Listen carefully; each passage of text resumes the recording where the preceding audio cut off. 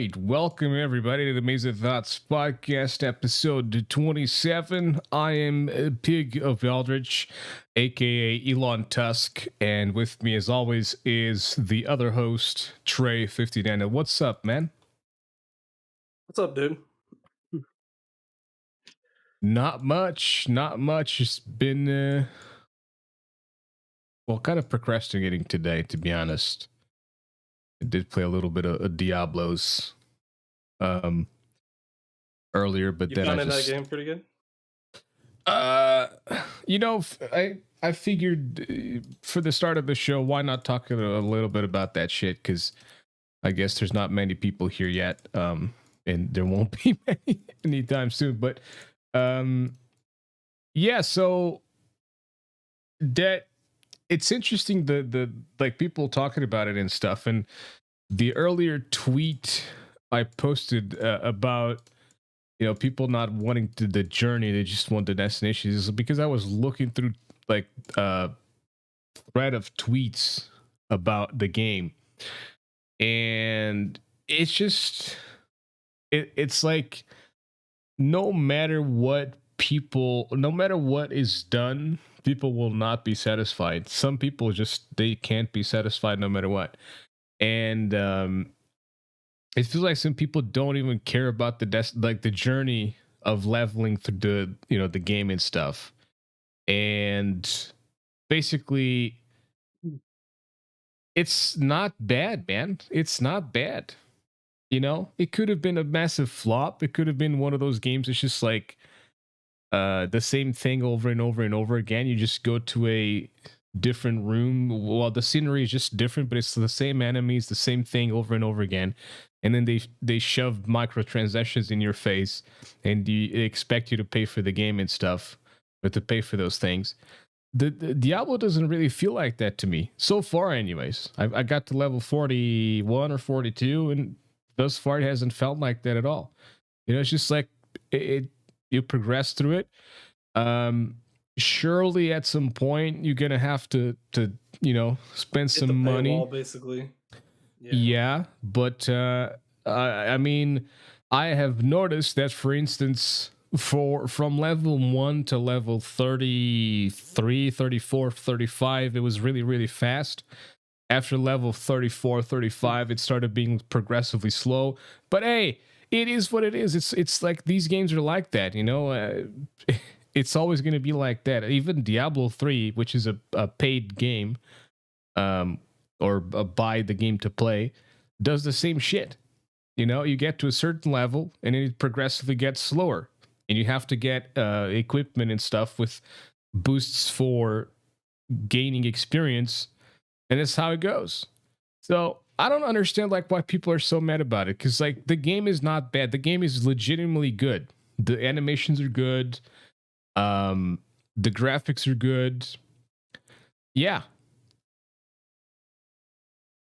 Yeah, I mean, I may need to try it out. I'm always usually averse to like the mobile game strictly, but definitely like the fact that they put it on PC is gonna definitely.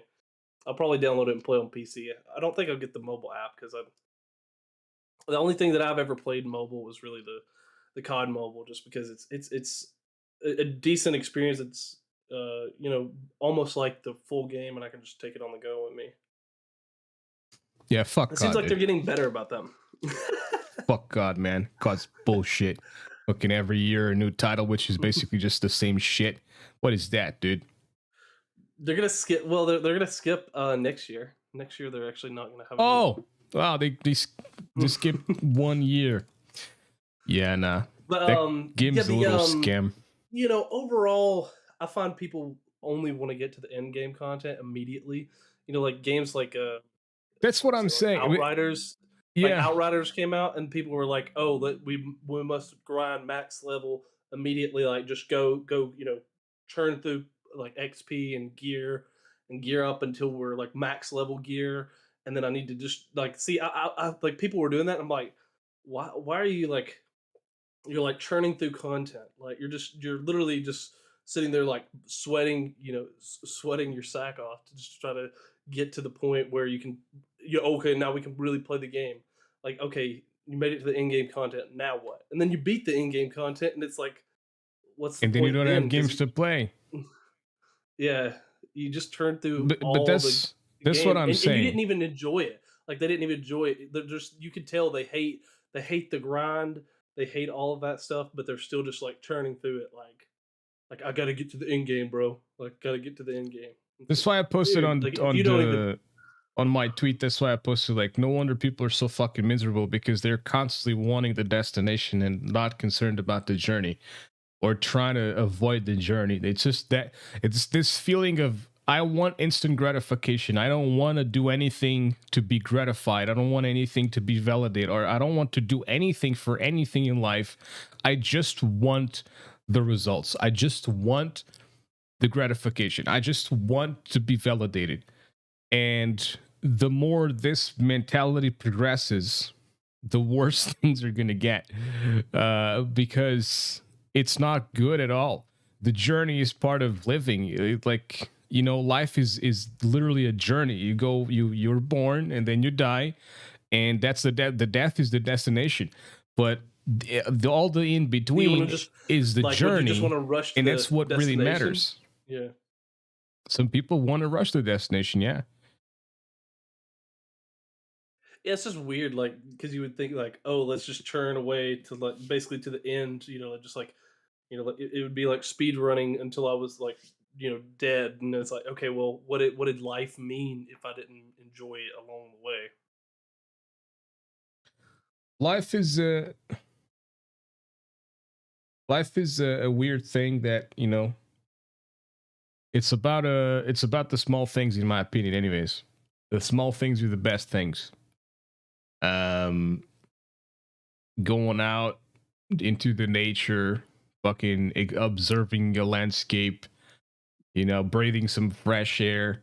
That's the best things about life. We start being too attached to this materialistic, consumerist bullshit world that we live in today, and that's what's leading us to a lot of depression and misery. You know, we stop caring. I've noticed this about myself. I used to love the small things about life, and now I don't see myself enjoying the small things about life anymore. I see myself wanting like too much, things that are impossible to reach.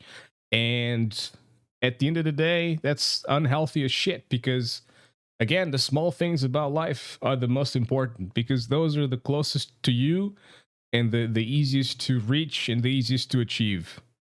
Um so, you know, the like I was, I don't know if I was watching a video or whatever. Someone said something about the more, I think I was I was early during lunch and stuff. I was watching a live stream, and the dude was watching videos in between queues. He was playing Overwatch, and he watched one where they said that the more you chase happiness, the sadder you're going to be. And I agree with that. If you don't chase happiness, if you don't, like, if your life objective, if your goal is not to be happy, you're probably going to be happier because you're not concerned about that shit. You know what I mean? It's the same thing as like a dude who's a badass. He's a badass because he doesn't give a fuck about being a badass. He just is. He's just there. You know. Period. You don't have to pretend to be a badass, because the more you pretend to be something, the less you are what you are pretending to be. Does that make sense? Yeah, it's kind of like the God, what was the what's the thing that I'm thinking of? It's like it's almost like what you it, like people who get into flow state. Like if you know what like flow state is, like you can't think to put yourself, like you can't activate like a flow state to like say I'm in the zone, like hey, I'm gonna say you're working on a video or something like that. Like I want to get in the zone, I want to make a video, or I want to do this, I want to do that. Like if you're gonna get in the zone and do something, like if you're gonna make music or something like that, to get in the zone, like you wouldn't try to get in the zone, because every time you're actively attempting to do it. And I think there's some kind of like Buddhist like theology about kind of like this, like the being, like if you're attempting to be something, it's like you're being like fake and you're being fraudulent, as opposed to Yeah. like being the thing that you want to be. So like if you want to be happy, you have to be happy before you can be happy. Yeah, If it's that makes like sense. uh another kind of meme, I guess, that I saw that also ties to this is that a dog is just happy by having you around. You know, the dog isn't concerned about, do I have money? Do I have enough food? Or not money, but like, do I have enough food? Do I have this? Do I have that? Do I have a house to stay in? The dog doesn't give a shit about that. The dog just cares about the owner, and that's it, period.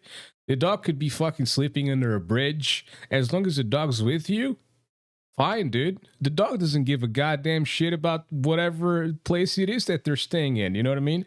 It just cares about the fact that they're with the person that they care about. You know, and that's what we need to learn this shit from the animals, man. We need to learn this shit from the like the innocent creatures in the world that are not plagued by our stupid, you know, mentalities and things like that.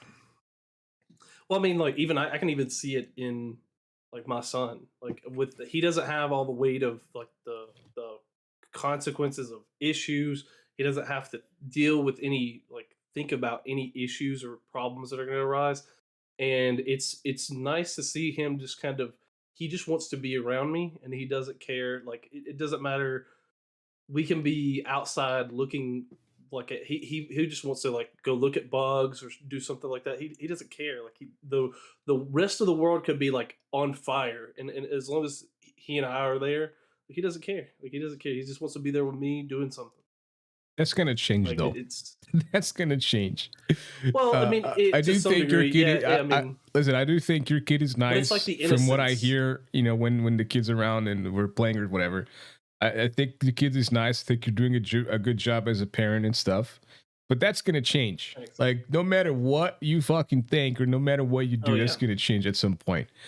Um, but that's what I'm saying. It's gonna change because your kid's a person. It's a human, and it's gonna change because he's gonna be part of society. He's gonna, you know, get into the corporate world, et cetera, et cetera. Even if you make money as a YouTuber or as a streamer, you get into the corporate world. Those worlds just don't go away. It's not like just because you are a YouTuber or whatever, you're not part of a corporate world. You are. You're still a, you know, they're still making money and stuff. You still have people that are above you, like YouTube and stuff, that you have to respond to. So yeah, you might be your own boss at uploading videos and stuff, but you're still like a working bee to an extent. So like that's gonna change. What I'm saying is like animals don't But I mean, have like that because obviously what I'm they're just saying animals. is well, what I was just meaning though, Pig, is like the like seeing the innocence in him is enough to like see, you know, that kind of innocence is something like you want to try to preserve it for them as much as possible. I mean, it's not going to happen, but obviously, like the seeing, observing it is what I'm saying. Like kind of like you were saying, like observing it in dogs. But I'm saying like kids are just the same way. I mean, it's not just animals. You know, humans until No, no, we no, no, have no. Sorry, I society. disagree, dude. I disagree because not all kids Well, are I mean, like that. Most dogs I are get. the same way, but not all kids are uh nice kids that are behave or that behave in shit and that have innocence and stuff are kind of a rarity in my opinion, from my experience anyways. I think this is a broader like message about society that you know a lot of people they don't want to be responsible for the next generation that they're raising, and that's the unfortunate truth. Like there are a lot of people who just they don't want that responsibility, and I could shirk that responsibility. I could just say like do whatever, like go, you know, just go have here have a tablet, have a you know have your Nintendo Switch and just play all day and not do not I'm not gonna care, you know. I could do that, but I chose not to. But there, I mean, I think that the overwhelming majority of people do that kind of stuff. They just like, here, Johnny, here's a tablet. Here, We'll give you a phone when you're 4 years old and let you go and do everything. Doesn't like they're crazy. It's absolute insanity. Yeah. But I think in general, like if kids weren't like exposed so negatively by the parents, like the parents shirking the responsibility, or like I think kids naturally are that way until they've been exposed to a lot of like just the parents being, the parents will bring out their bad part of humanity, and the kids see that they that's why they act that way. That's why they become that way because they observe those behaviors. There's a lot of factors there, dude. Like the Oh thing yeah. is, Oh yeah. the thing is, kids are like, yeah, the parents are a lot to blame for a lot of bullshit and stuff, but it's not just the parents. Because kids are born into a society, into civilization and shit, and they'll eventually end up being surrounded by other people, surrounded by other parents, surrounded by families, surrounded by the news, surrounded by bullshit, school, bullying, etc., etc. It's gonna happen eventually at some point, and it's very different from like the lifestyle of animals, because animals don't do shit. Animals just like sit around and sleep and eat, and that's about it. And we love them for it, but you know, it's like it's not just parents, man. It's some kids bullshit Well, I mean, comes from hanging the around with someone else, or something like that, and it's more complicated than just say like, yeah, the parents suck, because I've had friends of mine, and I've seen other people with kids and stuff, and they're good parents and shit, but the kids just came out as like fucking absolute fucking annoying cunts.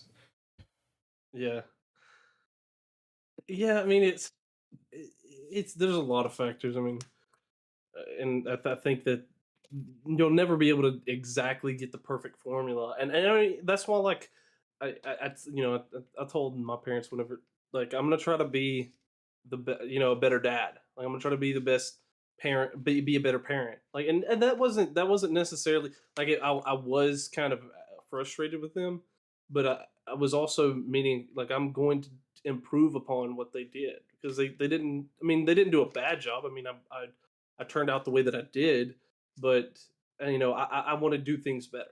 I don't want to leave him to the same like like sort of mediocrity. Like I want him to have the opportunities to be able to be the best he can be. But that's it is what it is. Like there's a lot of crazy things that can happen when getting them around other kids and having negative influences. It's just gonna it's a mixed bag, and you just gotta hope for the best. And I'm just hoping for the best with him, with both of them. But I mean, one's gonna Right. turn 18 sooner than the other, so. I just saw this shit, man. It's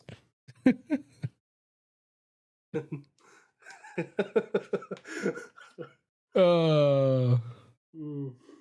fucking is gonna have to change his name to person. Fucking hell. So we could talk about, I guess, the biggest thing of the week, if you want to talk about that. I mean, in everybody else's mind, generally, like the trial with Amber Heard and Oh Johnny fucking hell, Depp. dude. Everybody's on that trial instead of everything Uh, else going on. why though? I Like, mean, why do people care? because it's celebrity gossip. Like people always care about that. It's but why though? Like, why is your life so miserable that you fucking have to live it through a celebrity? Like, bro, god A damn, lot I of people hate do. that shit. I fucking hate that shit. Fucking like get a goddamn They live it. Well, they live it through either through a sports team. They'll root for a sports team, or it'll be celebrity gossip. It's got to be something, and celebrity gossip just happens to You be, know what I figured? I You guess. know what I realized? This is the thing that I learned from the trial that was like the most kind of okay. interesting, I guess, for me. So Johnny Depp is like 50 something, and Amber Heard is like 36, I think.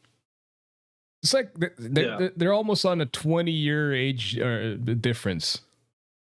It's like, you know what I mean? When Johnny Depp was filming Nightmare on Elm Street, fucking Amber Heard wasn't even born.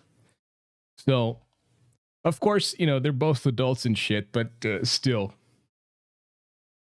You know, she probably was being superficial as shit with that relationship, because he's kind of like this rock star with a bunch of money from the movies he's making and shit.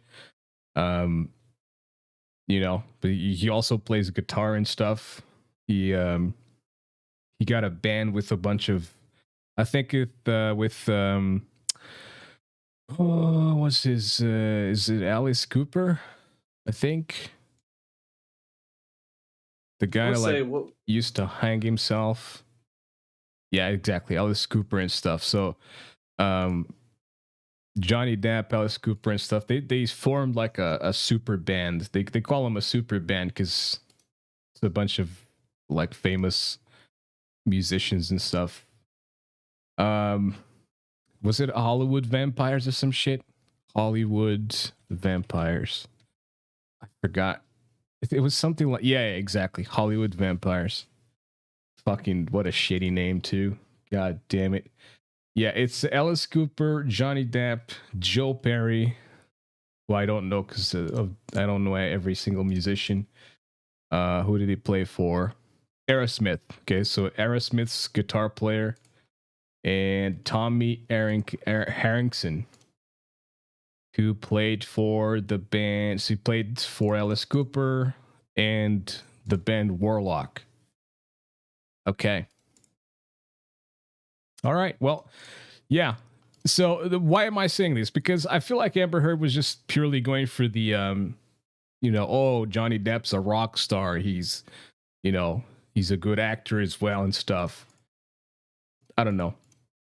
Yeah, well, it was clearly like she wanted to get in with him so she could probably get deals to do movies, because you know she wasn't really that big of an actor last time I remember. Yeah, I agree. Mainly until the Aquaman movie. Like that's what pushed her into that. And I actually I had no idea she did that fucking Aquaman movie until the trial thing. So that just goes to show, you know, how much of a recognized actress she was.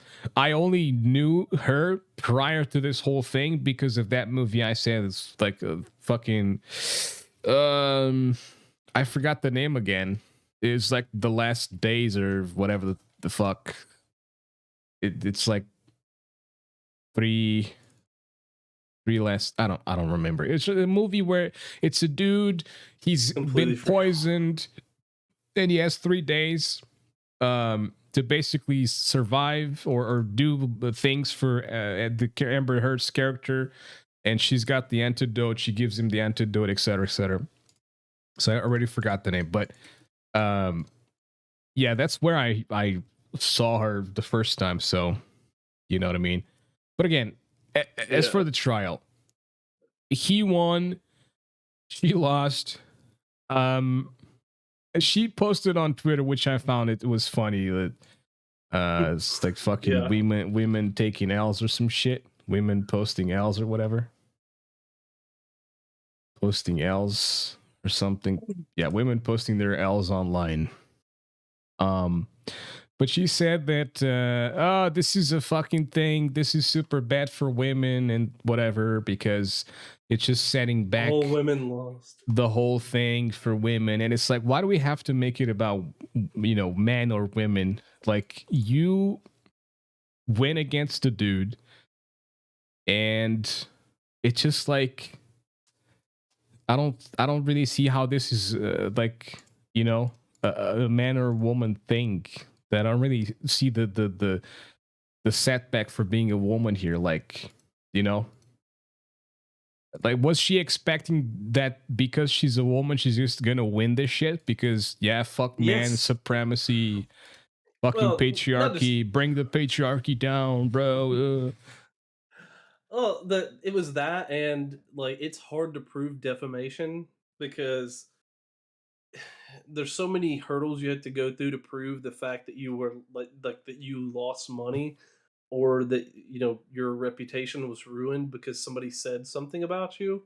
But I think in Johnny's case, it's kind of pretty obvious because when she says like, "Hey, he beat me," he assaulted me and all this stuff, and all these kind of stuff that she put out there, and then he loses mega movie deals. It's kind of obvious that that's what she was going for. Yeah, And but the problem was is he did know, like she even said it, if you saw the recordings, like where she was talking about like, oh yeah, I can hit you, and like don't you think who's gonna believe you, Johnny, who's gonna believe you, Johnny, literally yeah, saying that, like telling yeah. him, and he just happened to get it in recording. I heard a couple of those things. Yeah. Um.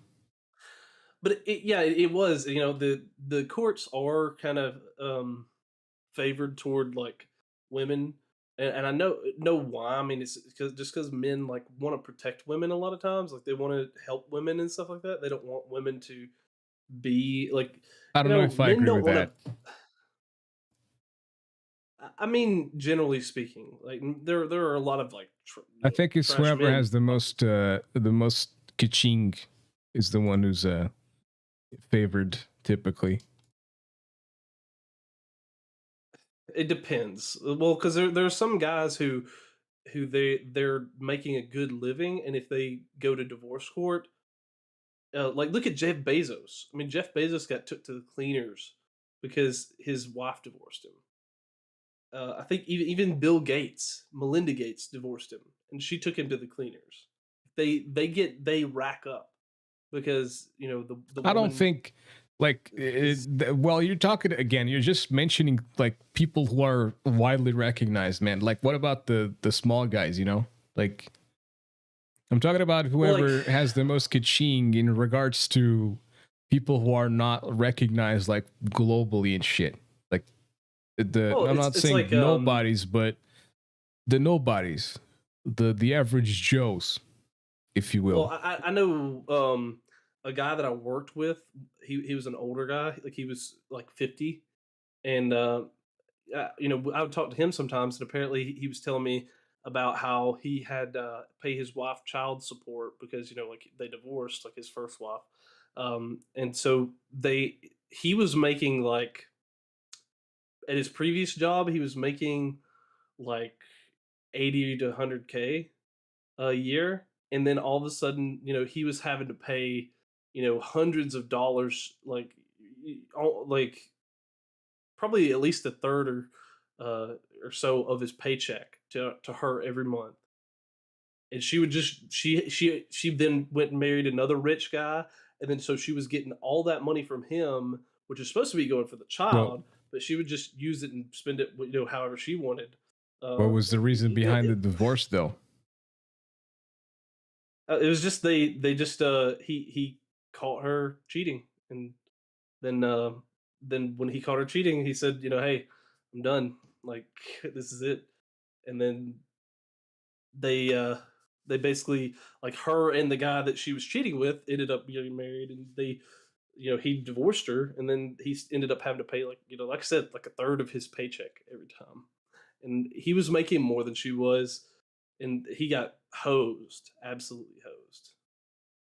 Well, that's bullshit. And that's kind of how most of the courts are in America, and they favor the women typically, just because, like, it's like, especially in a case with children involved, like they think like, hey, the mom needs to have money, or needs to have the children more, because that's kind of the maternal role, right? Like being a mom, taking care of your children, that's kind of the typical role in throughout history, and that's kind of what they lean toward. Like if you and I was actually surprised, hearing something about like somebody I know that actually won, a case, won the rights to his kid. It was, it's kind of crazy, and won child support from the mother. So that was like an exception, and neither of them made money. So it wasn't about money generally. Fucking good lawyers, dude. If you get shit lawyers, you're gonna get shit fucking results. But anyways, back to this. It's just hilarious. Like reading this when I read this shit. I'm even more disappointed with what this means for the women. It is a setback. It sets back the clock to a time when a woman who spoke up and spoke out could be publicly shamed and humiliated. It's like, well, if you speak like you spoke, if there's recordings of you, I mean, not a very good idea to fucking get into court and like try to do this kind of shit. This something similar happened with Marilyn Manson. So there's like this chick who was with Marilyn Manson, and she got along with some fucking, I don't know what she was, but like some weird thing. Let me see here. Defamation, possibly. I don't know. Marilyn Manson files defamation lawsuit against Evan Rachel. Yeah.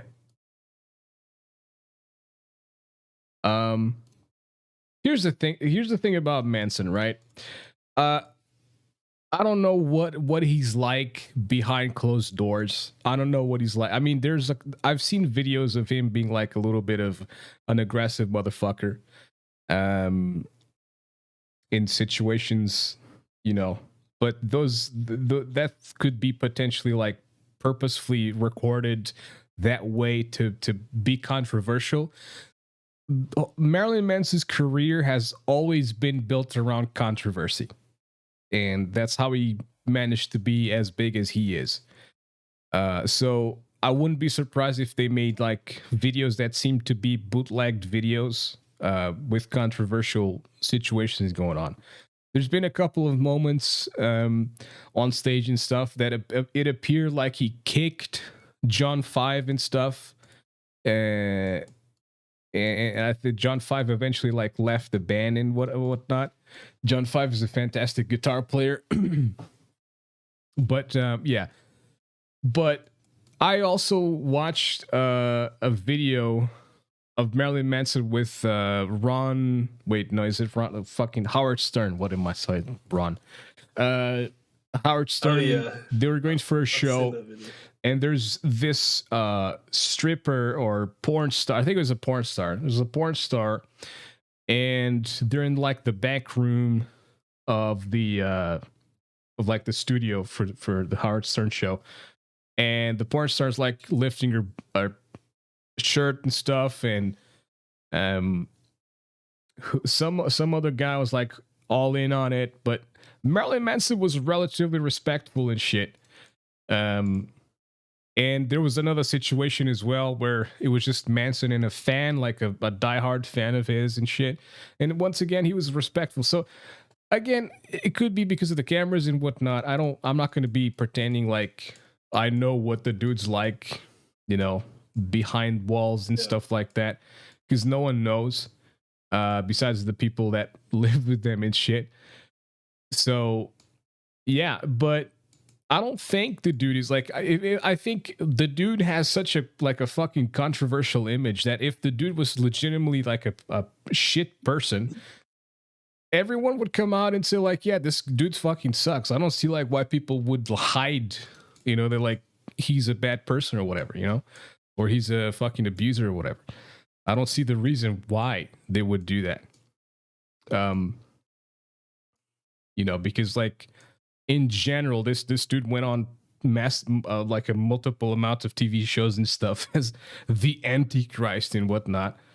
So Well, it's just like all the other allegations with like other big name figures. I mean, whether you like or hate someone like Donald Trump, or whether you like or hate someone like Elon Musk, like the allegations like against them, like this kind of ridiculous, like coming out with allegations and like no one else has proof. There's no corroborated proof about these kind of things.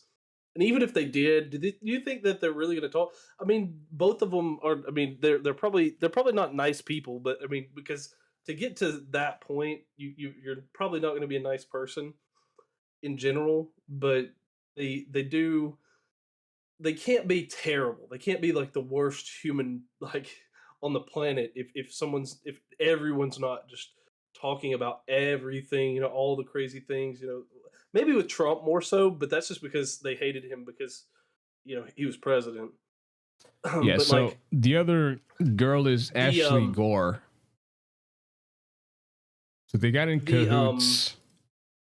Evan did you Wood and Ashley Gore, they got in cahoots to like bring him down. I think there's like a documentary and shit about this whole thing. Did you did you see the coolest thing I saw from Marilyn Manson was he actually I don't know if it's legit.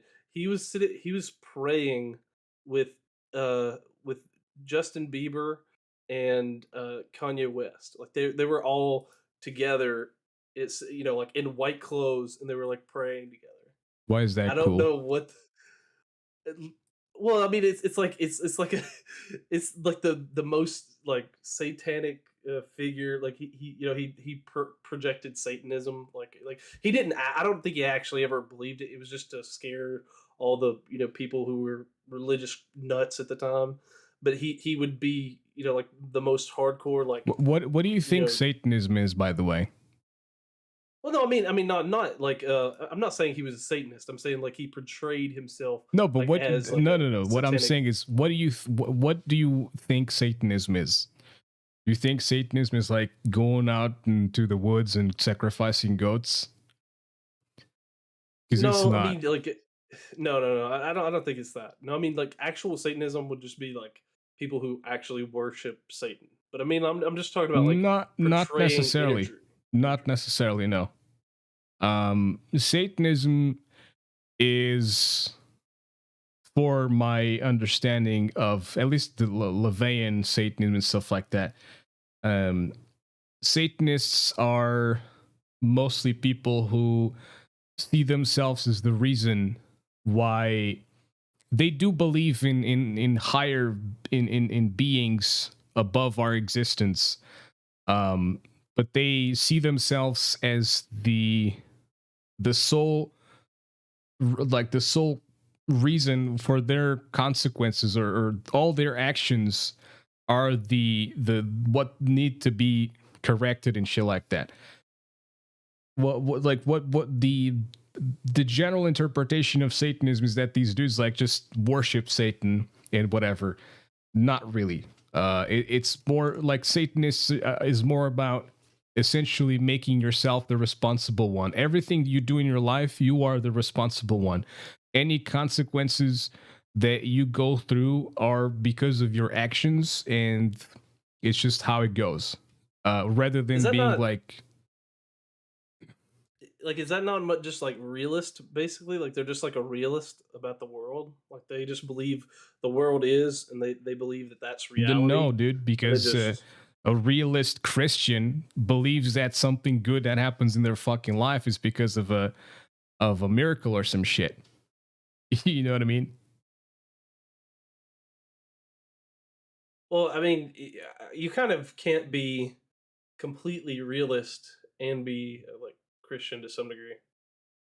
Like you can be Well, that's what they believe in, be anyways. That's what they believe in. hmm, that would be that'd be hard to like reconcile, I think. A lot of people think they're But yeah. realists by believing in, mystical creatures and stuff. So, yeah, like Trim said, they live by tenets that are basically answers to Christian doctrine, that you are responsible for yourself and your life, and that you are your own God figure. Yeah, that's pretty much it. Um, So it's just like making yourself God. Like I'm God, I will give myself food to eat, and then it's not, I like don't, kind of thing. it, I guess there's like different interpretations. I've heard all kinds of things, but they essentially they do believe in higher forces, in spiritual forces and stuff. They don't like disregard it like an atheist. An atheist is like, I don't believe any of that shit. Like I am. I don't believe any of that shit. I don't believe Satan. I don't believe God. I don't believe fucking She-Hulk, whatever. You know, I believe that we are a product of nature, a product of evolution, that science has proven so far that we have been that. And all the other things are just basically fucking comic books. And the Bible is just like the most expensive comic book, or not the most expensive, but the long lasting comic book without the comics. But yeah. Anyways, quite the tangent there. But yeah, so this chick, from my understanding, this chick, along with Evan Wood, who is the girl that was with Marilyn Manson, they got in cahoots and they went to basically go for do some allegations that like Marilyn Manson raped her and abused her or whatever the fuck. And it says that a representative for Wood did not immediately respond to request for comment. Manson's suit, which asks for a jury trial, accuses Wood and Gore of intentional infliction of emotional distress. He accuses Gore of defamation, impersonation over the... Oh yeah, there's legitimately proof that this chick literally passed by. She pretended to be the fucking feds. She pretended to send like a letter from the FBI or whatever to Manson, dude. It's crazy. So yeah, not looking too good for them as far as I understand. The impersonation of the internet and the violation of the Comprehensive Computer Data and Access Fraud Act. So yeah, but it's crazy, like all these things that are going on, man. It's like all this defamation and shit. I don't know. I believe this has been sort of allowed by all the things that keep working. They just ultimately keep on, I guess, enabling for more of this behavior. But yeah, there's a lot of fucking that stuff going on here. What's going on? Gabriel's obviously been super excited by this conversation. That's the fucking picture. Yeah, that's a picture of them. I don't fucking like Kanye West, and I fucking hate Justin Bieber, so fuck all of those. And I just disliked Marilyn Manson just for that fucking picture. He used to be like he used to be hand in hand with Eminem at some point, as a matter of fact. Manson? Yeah, back in I know he joked, like I know Eminem early would joke about 2000s. Marilyn Manson. But I didn't think they were actually like pals. They played live shows and shit together. What was that song? I think it's I Am or whatever. I am something like that. And Marilyn Manson would go on stage and fucking sing as well. Okay, sure, but those Satanists are the crazy fool, the Christians who want to lash you and have you burn in the hellfire and kill the non-believers, etc. Yeah, those people are bad. Manson and Johnny Depp are in the OTO, Ordo Templi Orientis. Aleister Crowley thing. Yeah, I don't know what those. I don't know what Crowley. Oh my god, those words mean. Aleister Crowley is a conspiracy theory where supposedly he's one of like the, let's see, he's like an all powerful figure, like kind of to some degree, like he has all kinds of money and power. and he's been like controlling a lot of the progression of the world. That's kind of what they're. Yeah. Yeah, I agree with what is being said on chat here. I don't mind Justin Bieber. He was just like Krim said, it's just a young kid on YouTube that basically like started getting too much attention, and fame fucking corrupted the kid. Same thing with fucking Miley Cyrus, to be honest, dude. Yeah. You know, Yeah. I mean, all the like, kids that go through that, like being famous, they all end up being trash, like because they don't know how to deal with it. yeah. Like I remember, just watching like bits and pieces of whatever, like fucking, was it Hannah Montana, the show? I think it was actually called Hannah Montana. Yeah. Uh, Yeah. and I remember like watching that stuff, and the role she was playing in that, it was like so, upbeat and stuff. And then all of a sudden she just goes and becomes like this whore everywhere, Yeah. like, geez, man. Well, there's been like all the stuff about Disney being groomers, and like that was with Disney, so like Yeah, I a mean, lot of it's kind of like people were joking about that, like hey, what was that Disney other groom. show? Fucking oh, dude, the guy literally has been like on a bunch of fucking videos lately. Um, Jack and Cody or some shit, something Cody. Oh, Zach and Cody. Yeah, Zack yeah. and Cody, yeah, yeah. Yes. I think one of them. I used to watch that show too. They kind of like went off the deep end too. One of them. Like Wait, what? even the like Nick stars, like Nickelodeon stars. What was it? Drake and Josh. Like that was a popular show. Was it second But Cody? Drake, like he's like he's got been in and out of rehab. Like he's been dealing with drug Oh, rehab so a is it lot. is it Drake? There's Drake and Josh. That was a Nick show. But then there's Zach and Oh, Cody, which Drake. that was the Yeah, Disney. that's it. That's what I'm saying. Yeah. So that Drake guy is what's been all over the place. On YouTube. Yeah, here it is. Fucking Jay Aubrey made a video on him. Um, fucking Penguin Zero or Moist Critical made a video on him. Yeah. So about a bunch of people made a video on this guy. Yeah. Apparently he was like grooming young girls or some shit like that. Yep. That's these fucking TV shows, dude. Oh man.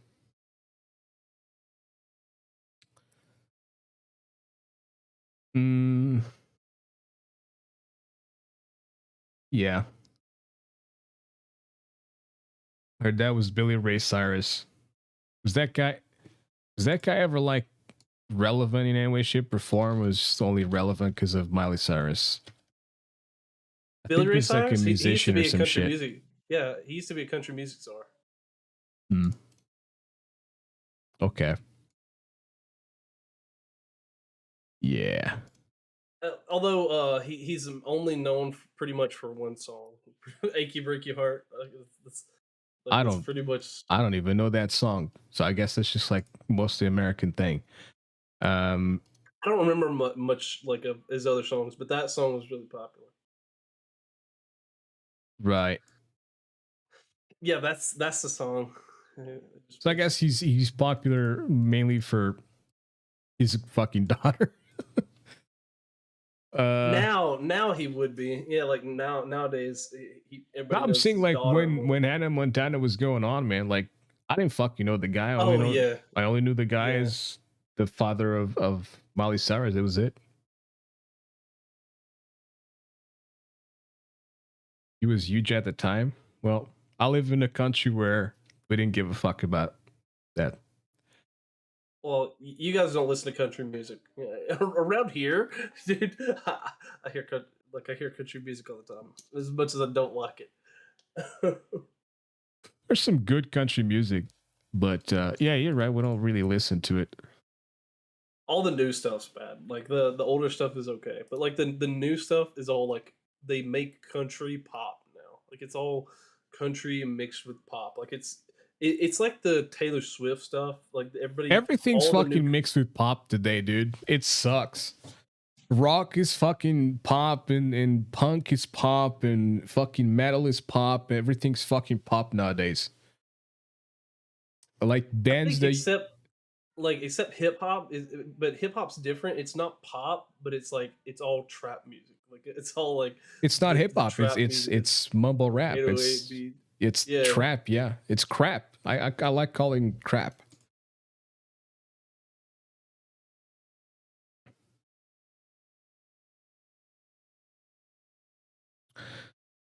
Yeah, I know pop means popular, but pop back in the day used to be good, but then it became all right. People like dumb shit, so let's not put a lot of effort into our music and let's make this popular, or not just popular, but let's make this mainstream because it was already popular. well, it's like the corporate the like it used to be that the pop singers, like the people who like there wouldn't be people involved with making the song except for the artist and maybe like a someone making the beat, like the beats for the songs or whatever, or playing the instruments. It would be between them. Like okay, now you guys go make your album, and they would go in there in the studio and make an album. But now it's like they want to like um make it like off of a factory line almost. It's like it's so corporatized. It's so like because think about like the You have like like Taylor Swift. you have like two or three main guys that compose most pop music today. And that's the reality of it. It's not composed by a bunch of fucking people. It's like two to three to possibly four guys that compose the main pop music that you listen to on the fucking top charts today. Yeah, and they're all corporate type people. They're not like it's not like new innovative like people. It's not It's meant to all be the innovative. It's meant corporate. to be catchy. It's all it's meant to be. It's Yeah, meant to be catchy and so fucking boring and annoying that you're gonna like it's gonna be stuck in your mind. It's so repetitive that you're gonna think like it's literally gonna be engraved in your mind whether you like it or not. And that's the whole purpose of it. It's so that even if you hate one song, it's like so repetitive that you're going eventually to at like some one. point you're gonna be humming that shit like subconsciously. And that's what they want to do. And that's the whole point of it.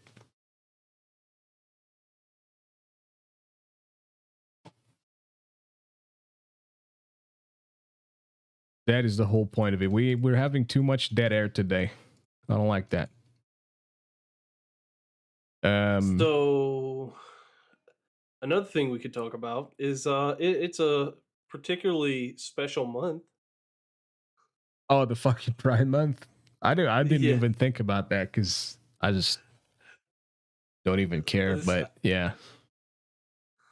I see the corpo all the corporate brands coming out, and they have to change their logo. Although this year actually I've seen less corporate logos changing. Like I don't know if it's a like something shifting, like something like maybe now they're realizing that it's not profitable to do it, but like I have seen less companies coming out and like, oh, let's change our logo, and we did all this.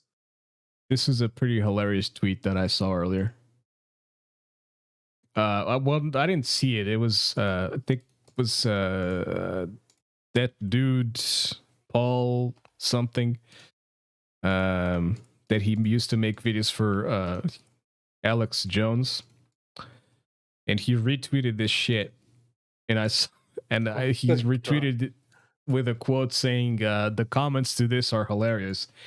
So this is the U.S. Embassy for Kuwait, and yeah, the comments to that fucking tweet are quite something else. Um, If I can find it, there was my favorite. Somebody made a updated pride Here's flag. someone saying AMA or AMA or whatever her name is. You should delete this post. It's against our culture and traditions. You need to respect. Wait, what is this? Oh my lord. Look at this. Oh.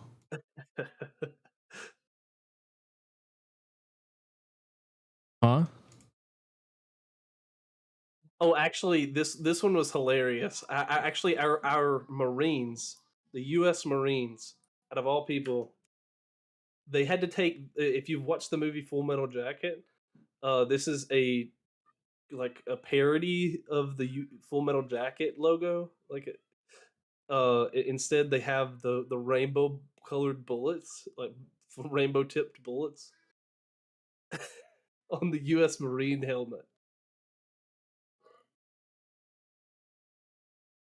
Oh, that's cute.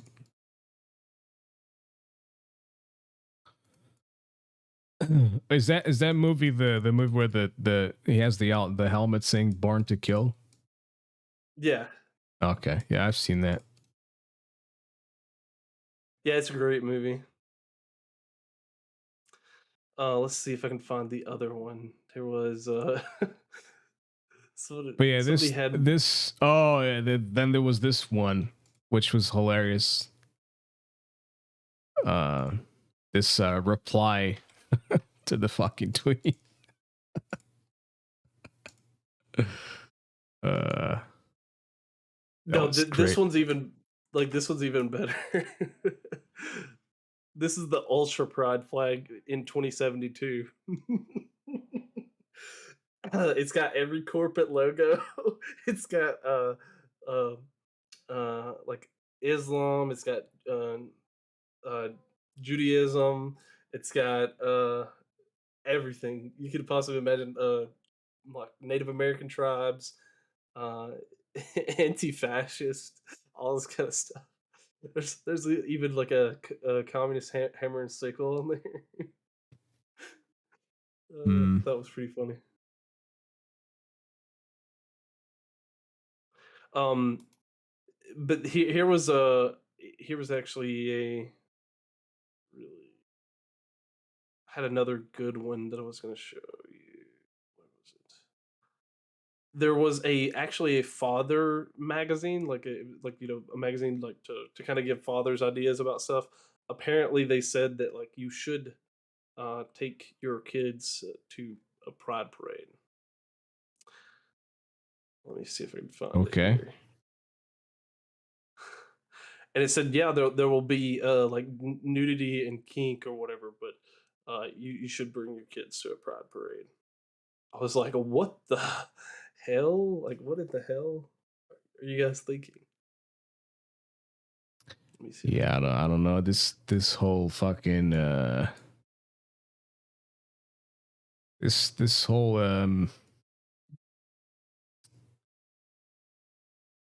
Yeah, pandering, it says this whole pandering to this shit is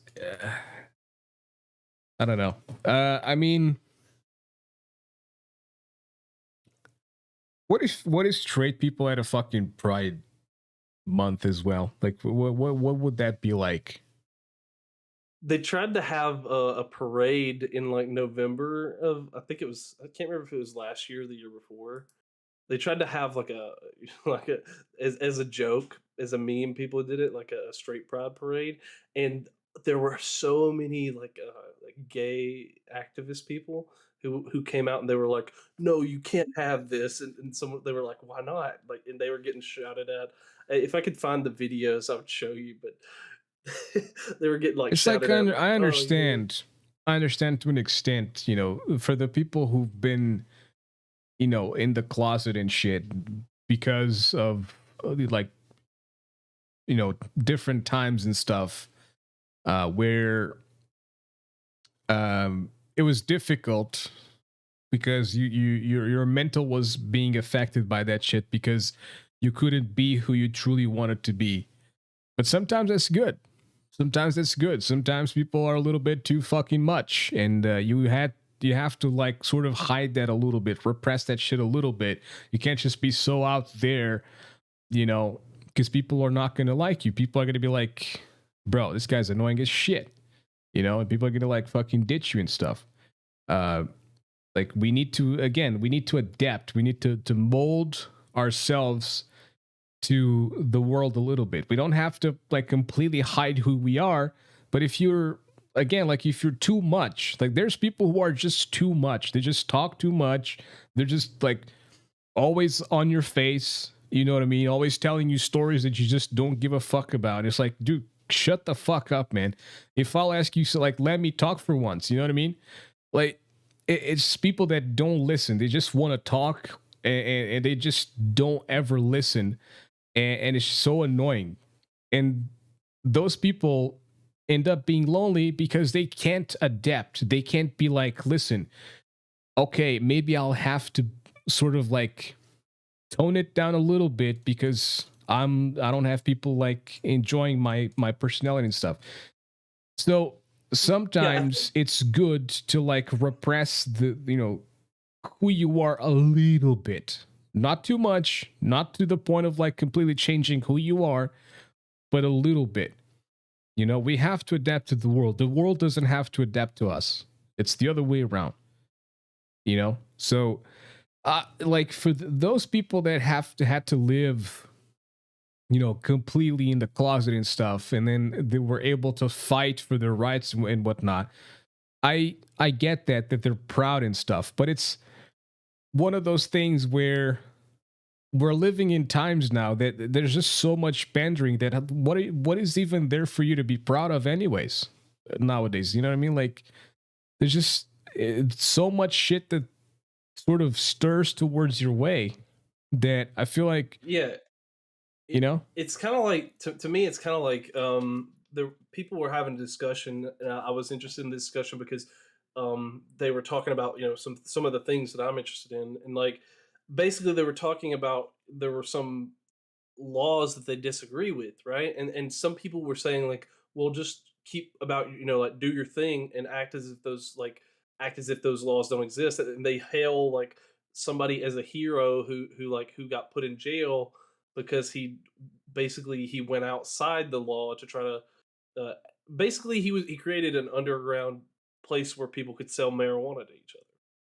mm, And essentially some of the people who like because some of the people want to say, hey, legalize it, like make weed legal or whatever, um which is not something that I particularly care about, but the conversation was interesting because they would say like, oh yeah, like just keep buy sell weed, it doesn't matter the government whatever. And the person was trying to tell them like, hey, if you like you can't act as if like this doesn't exist. You can't just act as if the world is going to change just because you don't do like you don't obey the law, because you don't do the world, you do. Basically they were saying the same thing you're saying, like you have to go out and be able to adapt to the world. You can't just act as though the world doesn't exist and act against the law just because you don't like it or something like that. And they were like those kind of things that people just don't think about. Um, and it's one of those situations where a lot of people think that like I think bullying to an extent, like for kids is really bad because there are some people who take it too far. But I think controlled, teasing, picking at somebody, the reason that they're mocking you or they're making fun of you a lot of times has nothing to do with the fact that they hate you or that they dislike you or anything. A lot of times they just want you to stop being annoying.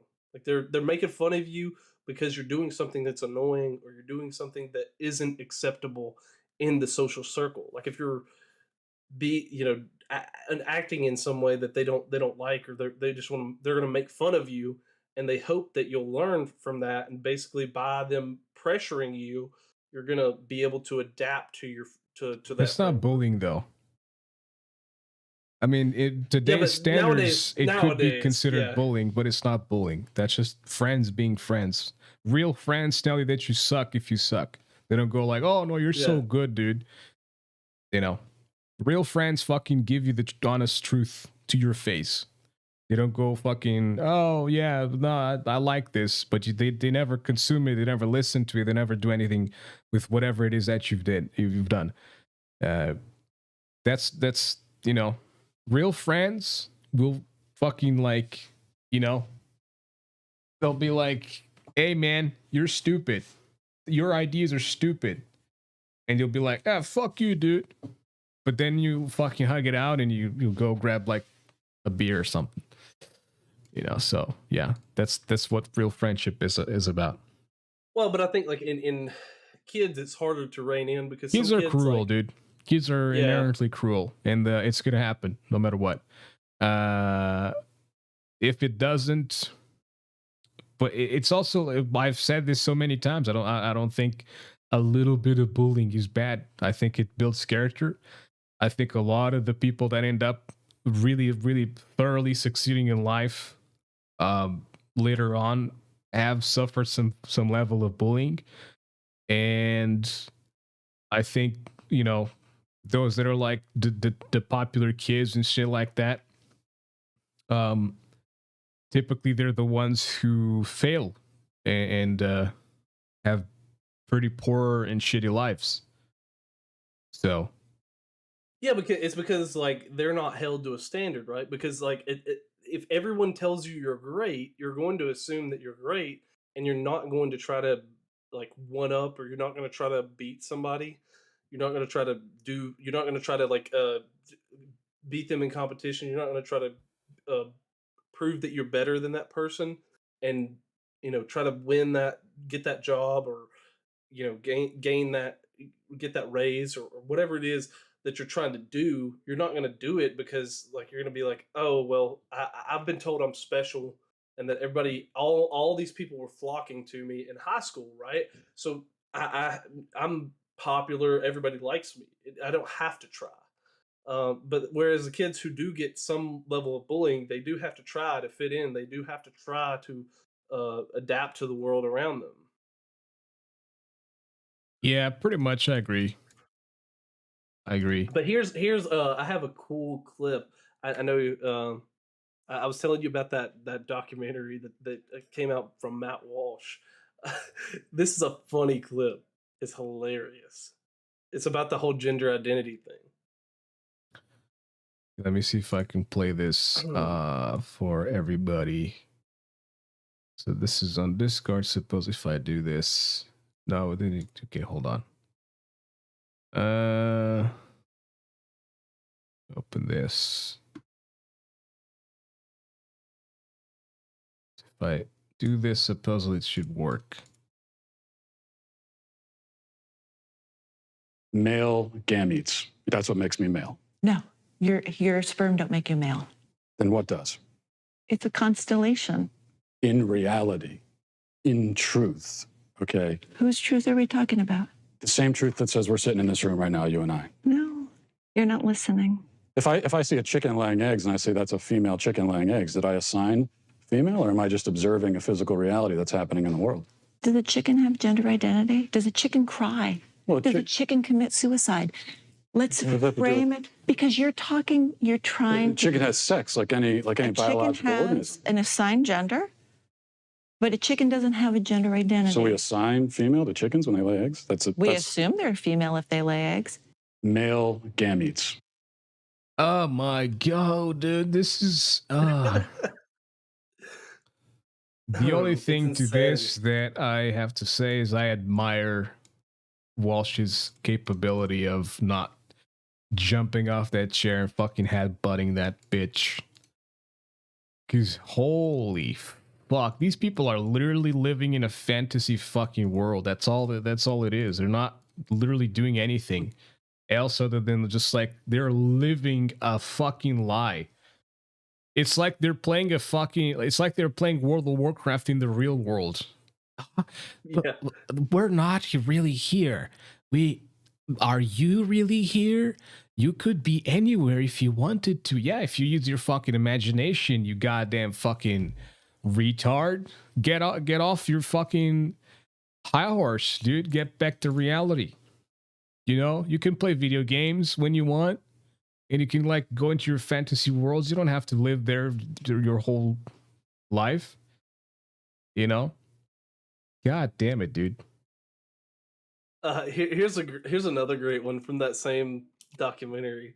He's asking an African tribe Oh, I what think they think about. I saw a snippet of this. That's great. That was great. Let me see here. Yes, obviously, you know, they're gonna be realistic about shit. I think, if I remember correctly. Decides that his gender identity is woman. Idro orna inne le nega wanana inkiro.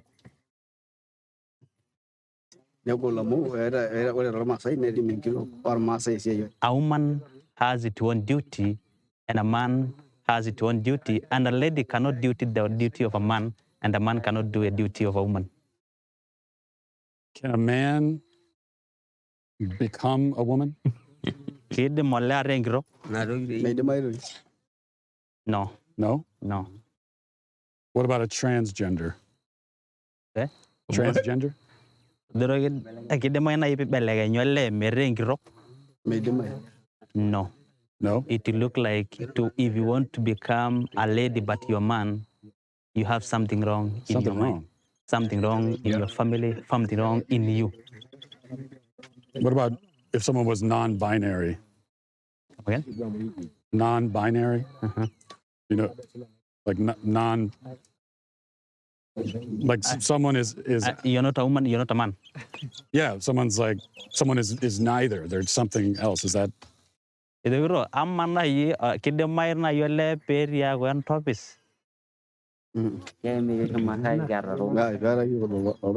He's saying we have never seen things like those. For a man, he has a penis. For a woman, he has a vagina. So we know this is a lady, this is a man. what if it's a woman with a penis? Both. Is that Kidemaina vegering gro and tabo. people are laughing? Is that a dumb question?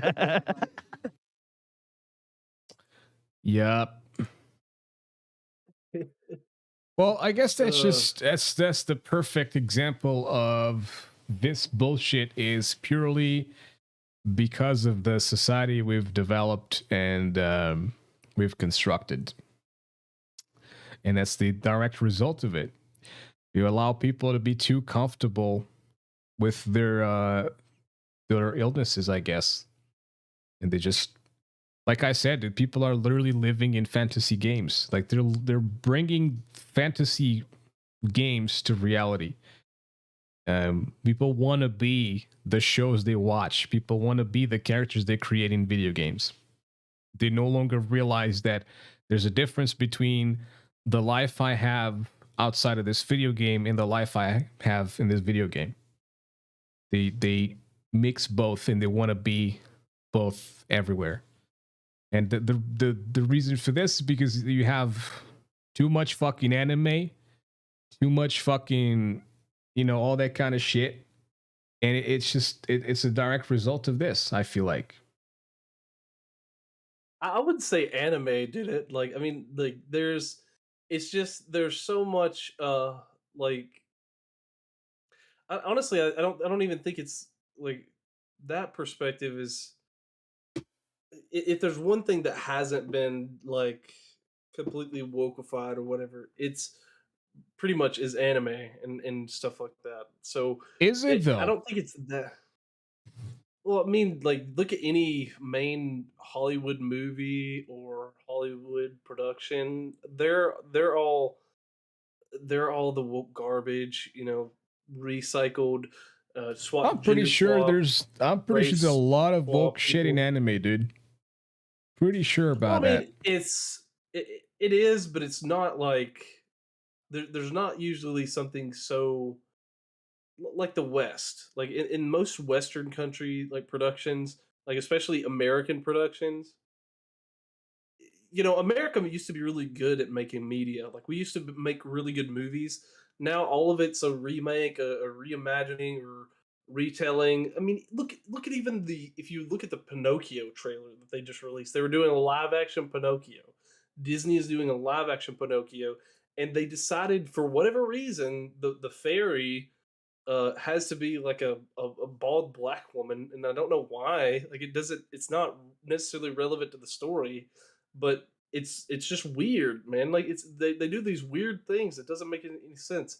Like it's supposed to be like a tale from like, I mean, like an English tale, which would be in, I presume, like England, I guess, for the most part. I don't think it's not something like I don't, unless the fairies are just I don't understand it, dude. It's just weird that they insert this kind of stuff, and it's only in Western, mainly American media. Like American media is the one where we're seeing all this, where it's swapping, races, swapping genders, swapping, even the stuff like the Thor movie. Like they had, in a Thor movie, they're making Jane be Thor. None of it makes sense, and none of it has to make sense because they're just trying to like subvert your expectations and try to like. I'm sure you've seen plenty of the stuff Gundam has done on this kind of stuff, like talking about comics and stuff like that, where they just swap characters around. They make them whatever gender, they make them whatever, they make Batman gay and all this kind of stuff, which they just did. They made Batman bisexual, I think, or whatever. They do it because they want to like try to subvert the media, and they it's these people who don't care about it. Like they just want to tell the story that they want to tell. They don't care about the characters. They don't care about the uh, trying to tell a good story. They want to tell the story that they want to tell. Hmm.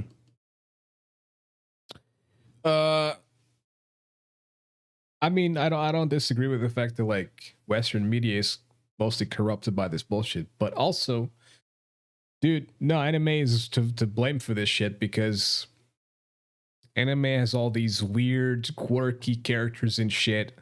The nerdy fucking, you know what I mean? The nerdy like fucking Oh, you're talking about like making the quirky characters. I guess like making characters like anime in uh general, dude. Fucking anime in general is to blame for this shit. It's to blame for kids being so fucked up and whatnot, man. It is. It is. I don't give a fuck if you love anime or not. It is to blame.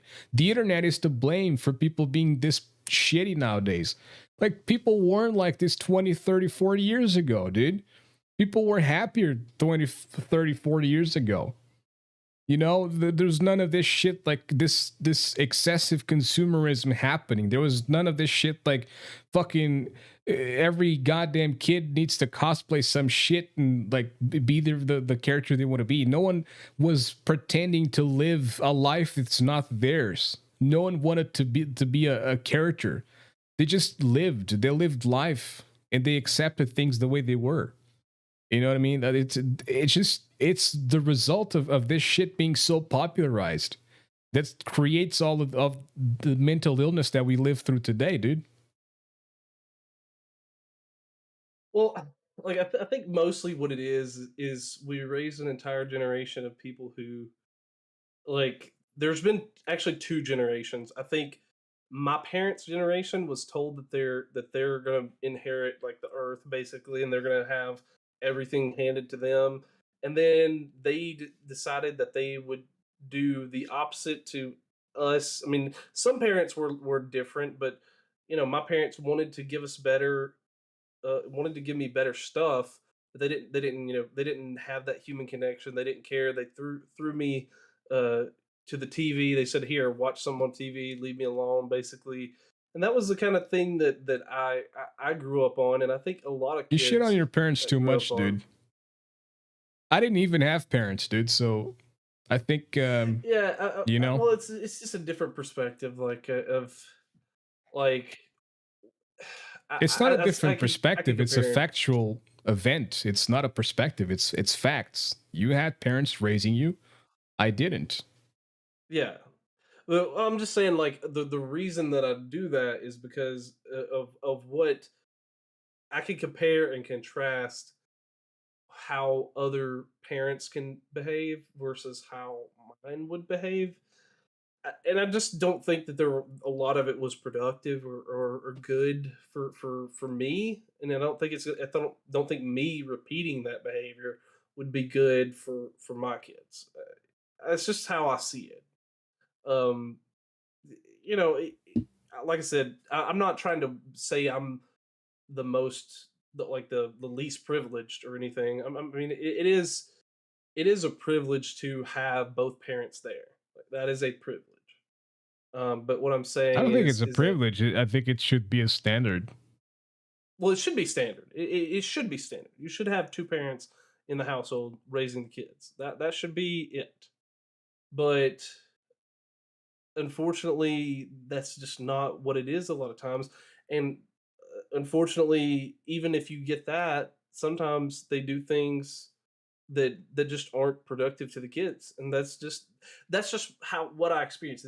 My parents were there; they didn't let me starve, but they weren't like there. You know, they made sure I didn't die. And but yeah, it's just a thing that I have with that, and I I just try to. I, I've been trying to reconcile with it for a while, but it's just something that's hard to reconcile with it. But yeah, Hmm. um, you know, I think a lot of it is just kids getting thrown to a screen or being, parents ignore them, or they have parents who, get hooked on Why do you drugs or have such do a this stuff. difficulty blaming the internet or anime for that matter? Why is that so difficult? I'm not blaming. I'm not saying that's not part of it. I'm saying like kids thrown to a screen. Yeah, the internet is part of that. Whether it Yeah, but be, dude, like, you know, it's not that they're it can thrown be any into a screen. screen because you're gonna have screens no matter what. You Just know, blame anime. you're gonna have screens no matter what. Like we had screens as kids. You know, it's not like we were thrown at them. My for for the time my grandmother was raising me, you know, she didn't want me to be stuck to the fucking screen. You know what I mean? Um, and it's like, for the most part, you will be there anyways. There's going to be screens at school. There's going to be screens at cafes. There's going to be screens at freaking restaurants. There's going to be But screens everywhere.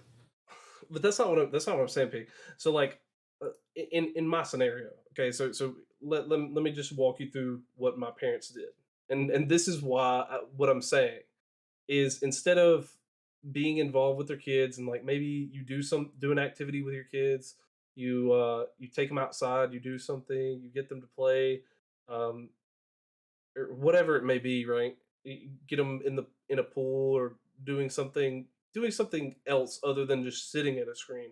Uh, like my parents would just be, and a lot of parents of that I knew from my generation, they would just say, "Okay, go watch TV," like, bug off, like, go watch TV, go, play games, leave me alone. And then they would, say, okay, it's time's up, like, okay, you need to get up.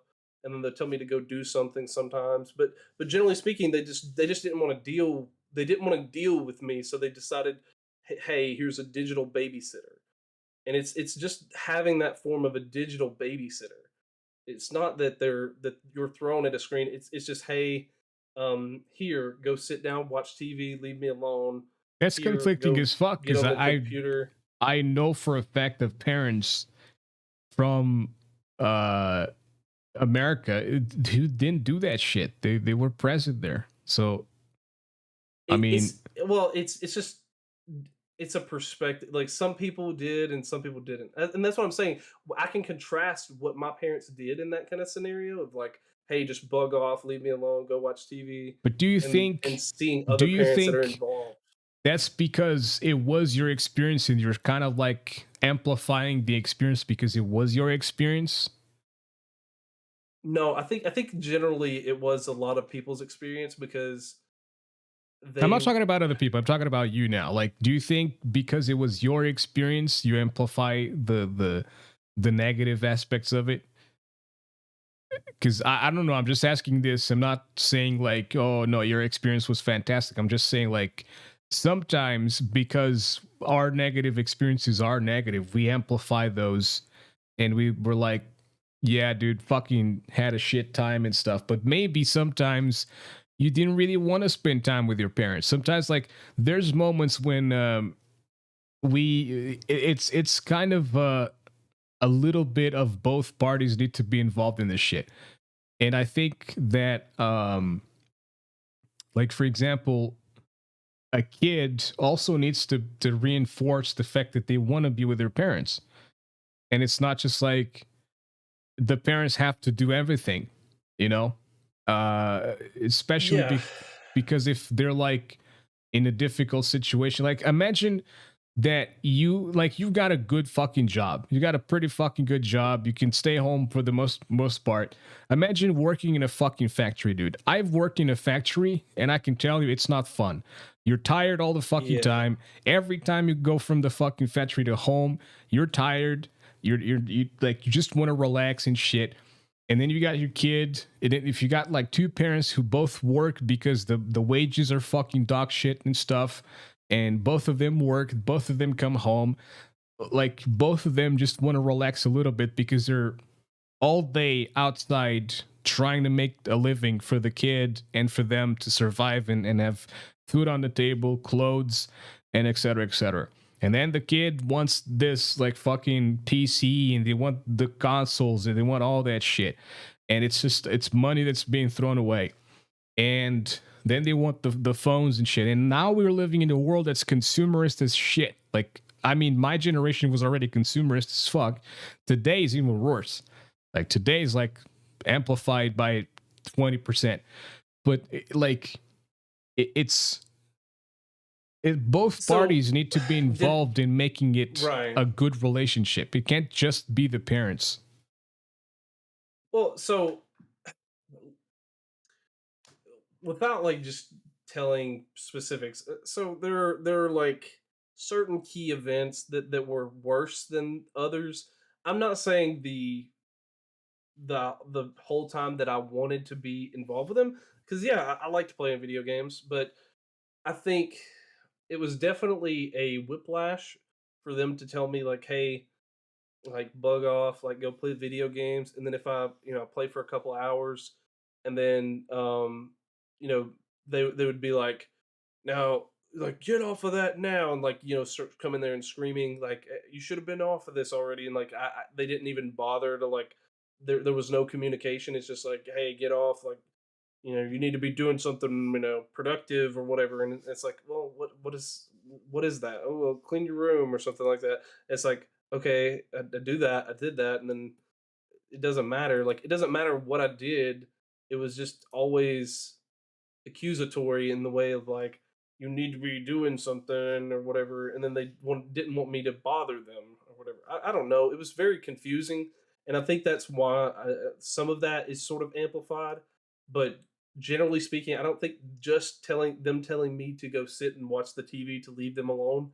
I don't think that was necessarily just bad, or telling me to like, hey, go, you can play your games and just leave me alone. I don't think that was necessarily bad, because sometimes I just want to do that too. But I think it's just there was never the alternative of like, hey, son, like, yeah, I want to like do things and help you and try to cultivate good things in my life or whatever. I don't know. It's just my perspective on how I've seen it, and how I've seen other people be raised in what I thought was like a better environment. And it's just, that's just where I see it, is like I didn't feel like it was much of a choice. It was more like they just were put off by dealing with me all the time, and so they just wanted to find a way to obfuscate like the fact, like they wanted to push off that responsibility of me being there. That's just kind of how I perceived it. Hmm. Yeah. Don't know how to like reply to that, to be honest, because I think that we'll always amplify our negative experiences when we're talking about that kind of stuff. Now, whether or not, obviously our feelings are our feelings, and we can't,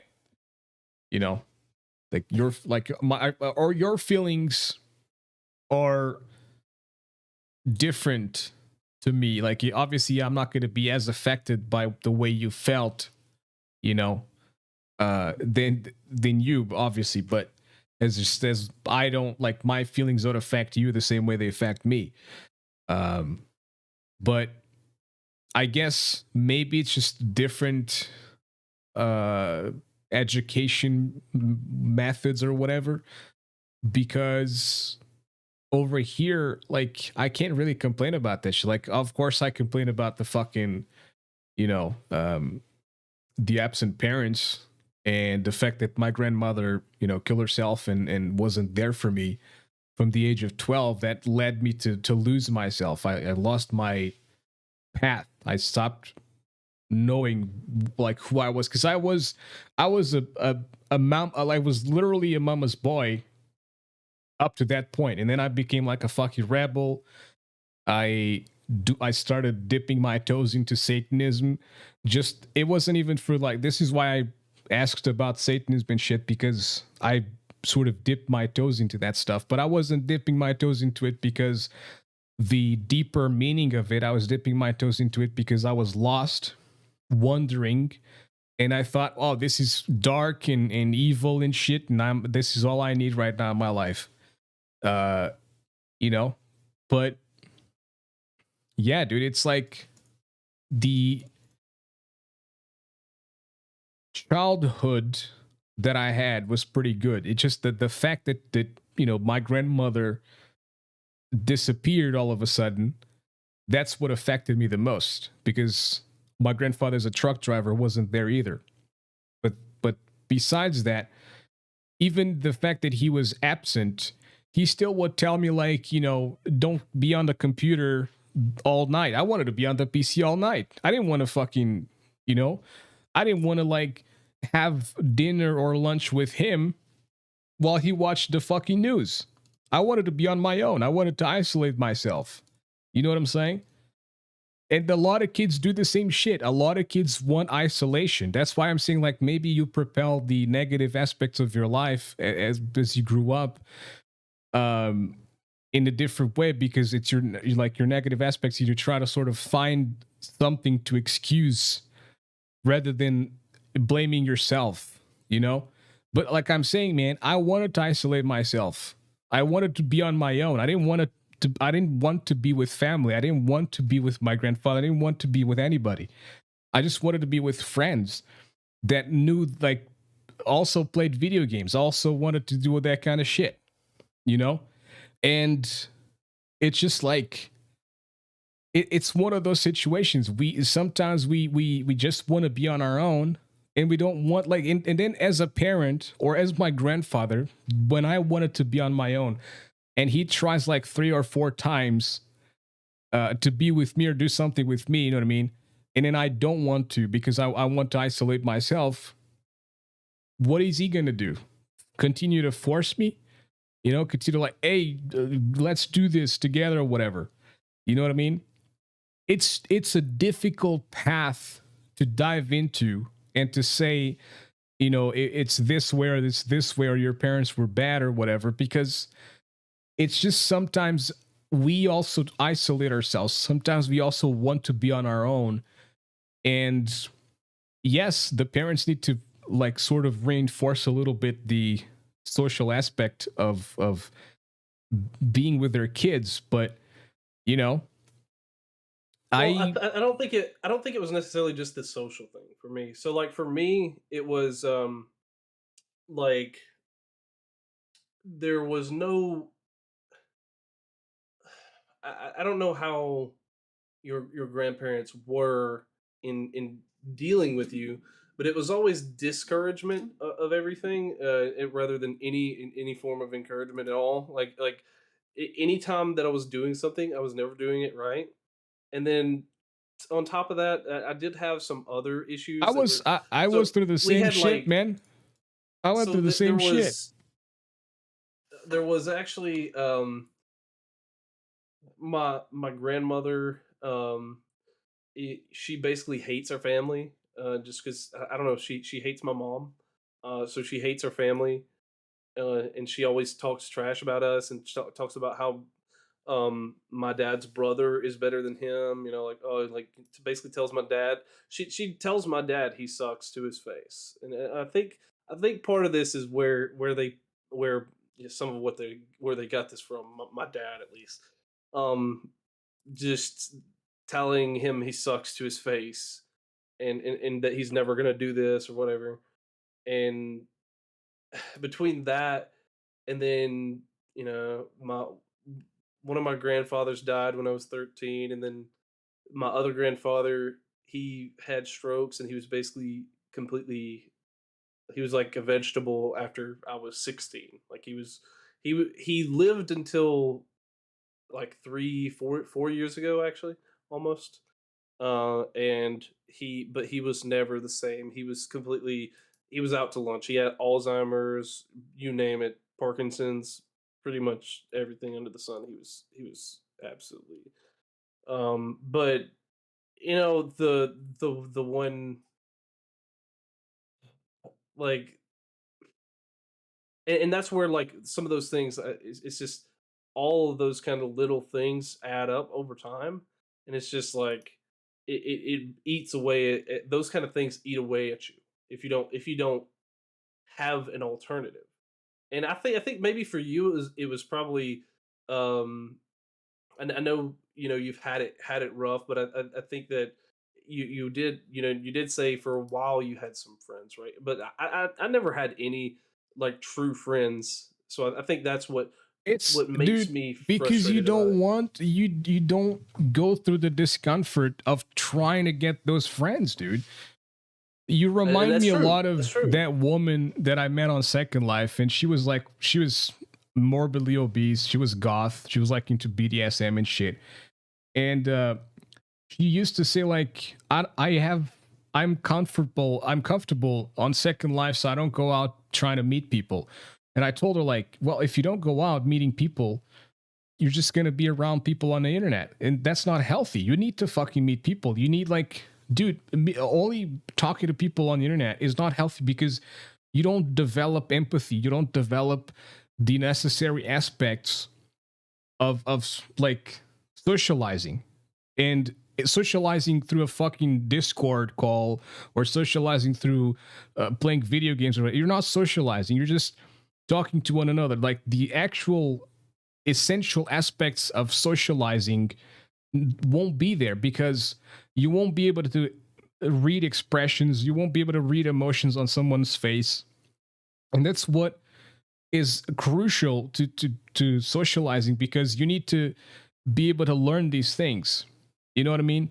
You have to sometimes go through discomfort to basically, like, get somewhere in life. This is what my psychiatrist told me and what my psychologist told me as well. And I agree. You have to go through the discomforts that you feel so that they stop being discomforts. But my isolation for the past, like, well, since 2017, is because, yes, I had friends. I had a group of 4 friends, but one died in a car accident. It was not like I could do anything about it. It just, the dude was just taken from me and the group of friends, and he was my best friend, and he was one of the people that I felt comfortable with to go into social situations and shit. And it's one of those things that, like, there's nothing you can do to control it. It just fucking happens. It sucked ass. And obviously, I was like, man, I used to be all over the place until I was 25 years old. I was all over the place. I was partying, I was clubbing, even though I hate clubbing, but I was clubbing just because of whatever the fuck. You know what I mean? And like, I had, at some Yeah, point, I and had the I know. band. I was Right. going, like, cafes over here, over there. I was doing shit. I was meeting people and stuff. And when he was kind of, like, taken away from me, it was difficult because someone you know. The reason that I had that group of 4 friends was because of one birthday party. I invited like 20 motherfuckers, and only those 4 or 5 people showed up. And that's when I defined, this is my group of friends. This is the people that, you know, cool. They showed up. They cared about it. All the other motherfuckers, fuck them, dude. They're just acquaintances now, you know? But Yeah, what I'm saying is, you have to get out there. And I'm not trying to say like, I'm not saying I had it worse, and I don't think it. We should try to get into a contest of like, who had it worse. It's not a fucking contest, obviously, no. Yeah, I'm not trying to make it any kind of contest. I'm just saying. Listen, I'm not saying it's a contest. I'm just saying that you don't have real friends, not because they don't exist, or not because you don't live in a place where real friends are not possible, but because you need to get out, and you need to, you've told me many times like how you feel uncomfortable in social situations and stuff. I understand that. I also feel uncomfortable in social situations, but sometimes you have to put yourself through those to sort of help ease the discomfort. If you just continue staying home and playing video games and like communicating with people on Discord, that's all you're gonna know. And when you go out and try to have a social situation, then it's gonna feel 10 times worse, because then it's like, oh fuck, man, god damn it, now I don't know what to do. And you start like bringing up, because you got a lot of things to talk about. Then it's not just video games and stuff. You got more things to talk about in a social situation than I do, because you like especially in America, you like sports, you like economics, you like that kind of stuff. You got way more resources for actually putting up a conversation in like a social situation than I do, because I'm just gonna sit there and I'm gonna be like, yeah, so what about the weather today, huh? Fucking cool, huh? Yeah. And that's all I've got. I need the like the problem is like I'm very selective, and I think that's that like was the problem. That's I good was though. overly selective. Yeah, and I think that's I just need to just talk to more people. I have seen a couple of like meetups for some stuff that I was interested in, and I thought about going to it. The problem is just I think I need to just at some point make time, even if it doesn't really necessarily fit the schedule. Try to make time and go to one of these kind of things and just talk with some of the people, because I know some of it I would really enjoy. It's just but now I think my hurdle isn't talking to people necessarily anymore. I think my hurdle is more um trying to like schedule to do something like that, because I don't want to leave leave my wife with both the kids and just say like, hey, I'm going, like like, screw you kind of thing. I don't want to, I'm trying to be it the responsibility eats at me too, so I have to try to make sure that I'm doing the right thing as I'm going about it.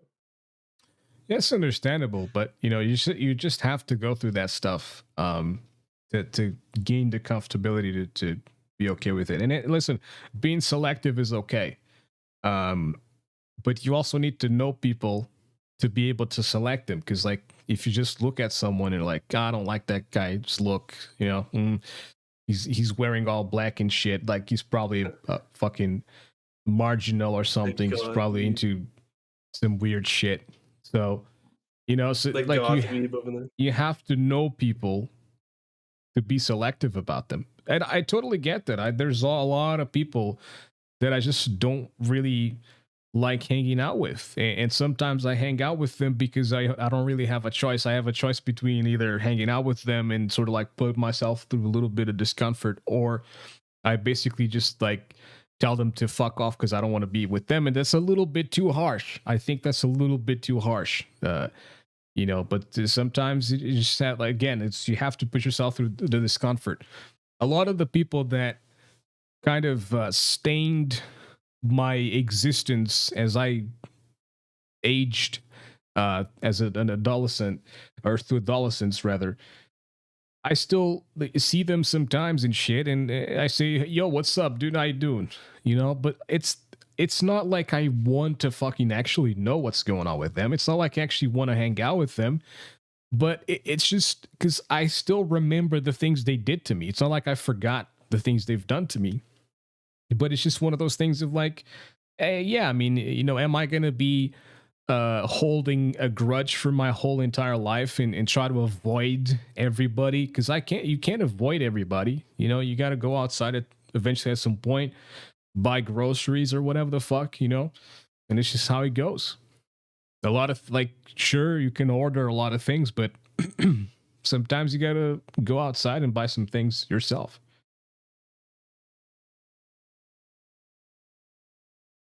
Yeah, I think that's all good. Good points, valid points that I definitely need to, try to go about it in a different way. And I think that, like I said, if I can find some stuff with like-minded people that like stuff that I like that to talk about and stuff like that. Like if I can go to something that people were interested in the same things that I'm interested in, I think that's going to help me better. It's just the problem with me is if I find some kind of like person who's a normie, I just kind of get bored with a lot of. I don't know. It makes me sound like elitist or something like that, but it's just some people were so boring to me, and I just don't care to talk about like, oh yeah, Janet went to the Six Flags and we had a fun time. It's like I don't care about that. Like you went to an amusement park, so what? Like I don't care to talk about that kind of stuff. Yeah, you don't Just care, but general. sometimes even if you don't care, you need to just like sort of go through it. Yeah. You need to This. be a listener. And like I get it. A lot of times people are just like, "Oh yeah, I did this, I did that. I went through this, I went through that." I'm like, "Okay, you know, my sometimes, not all times, but sometimes my what I want to say is like, shut the fuck up, dude. No one cares." But Yeah. the good thing to say is you just basically like have to let them know like, okay, so you want to talk about or something, like something of sorts. Yeah. I I don't mean, I it don't definitely is. understand. This person is telling me that ego is controlling my mind. I don't see how ego is like the situation that is basically causing me to sort of like, it's not ego, dude. Ego is if I felt like I was better than the other person. You know what I mean? I don't feel like I'm better than them. I don't know if they're It's using not the it's not alternate ego definition. because it's like I what happens is I remember what they've done to me. I remember that they fucked me over. They backstabbed me on a constant basis. I remember that I would allow them in my house because I was lonely and I wanted to have people around and shit to sort of feel cool and whatnot. And I would allow them in my house, and they would rob the things I had laying around and shit. They fucking steal my video games. They'd steal my music CDs and all that stuff. I remember these things. I don't see how ego is playing a role in this. It's just me remembering what they've done to me and remembering that potentially they could do that again. And if they could do that again, I don't want to be along with those people. You know what I mean? Because if they did that to you, it's very possible that they could potentially do that to you again. I really don't see like how ego is part of this. What I identify as Um, ego give is if I give me one felt like I second. was better than them. If I was like, yeah, dude, these guys fucking suck and I'm super cool, so I'm not gonna talk to them. That's what I would consider to be ego.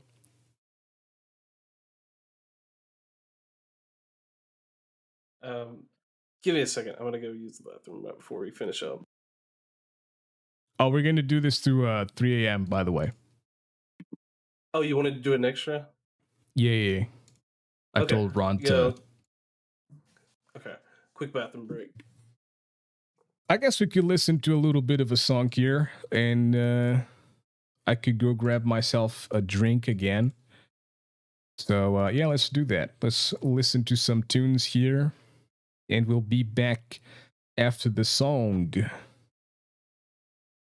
And you know, I'm down to listen to some Steven Wilson, actually. So let's get some Steven Wilson going here with The Raven That Refused to Sing. All right, fellas, see you in about like 8 minutes.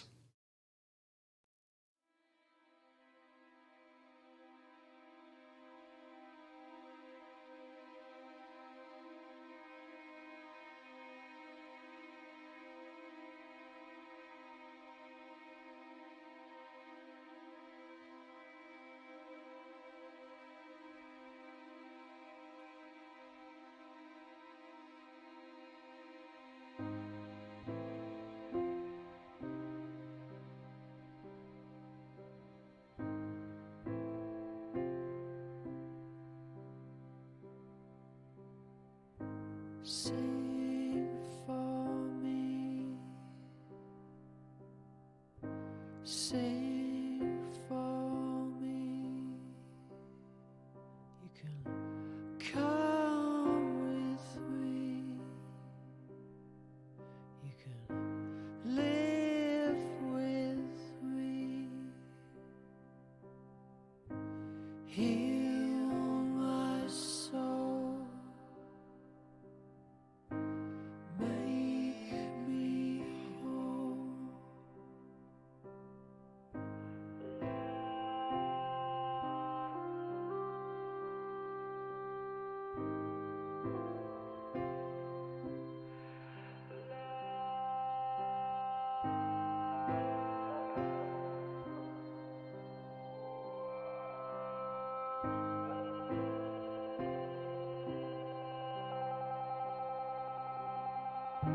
Sister, I lost you when you were still a child, but I lead you now, and I lead out from a light. I'm afraid to wait, I'm afraid to love.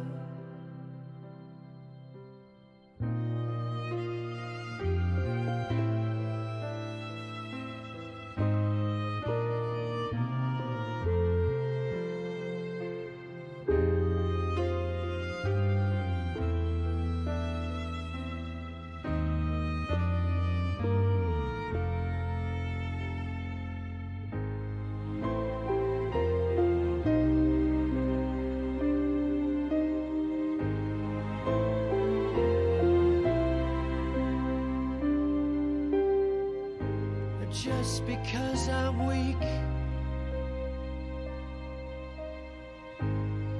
you can steal my dreams.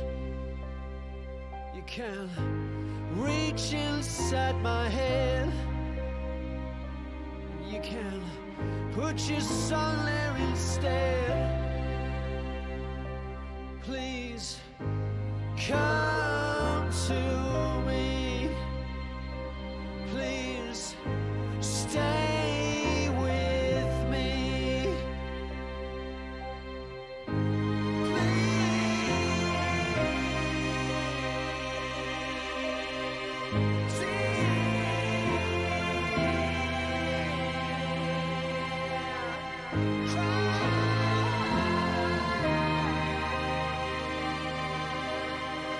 Cry.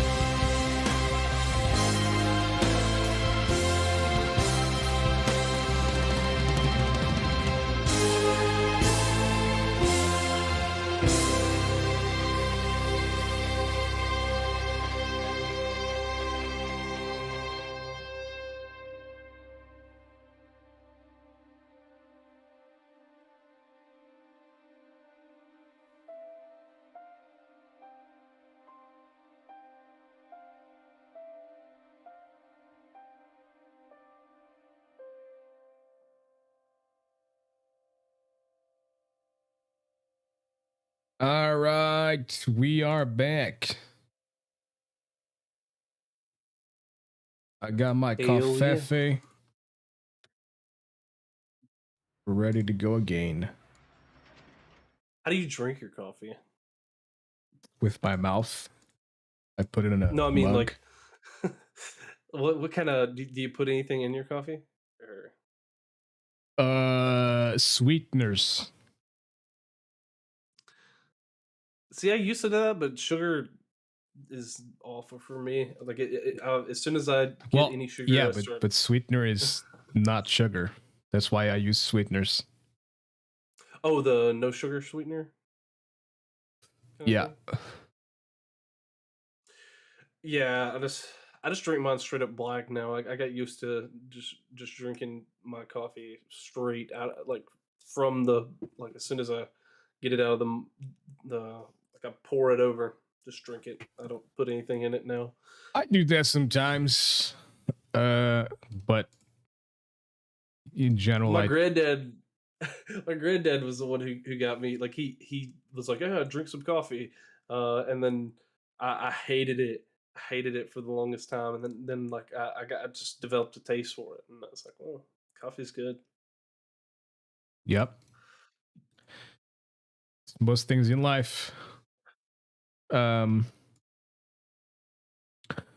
Yeah, I wanted to talk about as well, like DuckDuckGo. Did you see that? Yeah, apparently they were caught spying using some kind of cookie tracking with Microsoft. I Yeah, think so like some. they have a deal with Microsoft, and basically the ads that supposedly they block from Google, they block from Amazon and all the other companies, the Microsoft gets through. So yeah. Um People were not happy about that.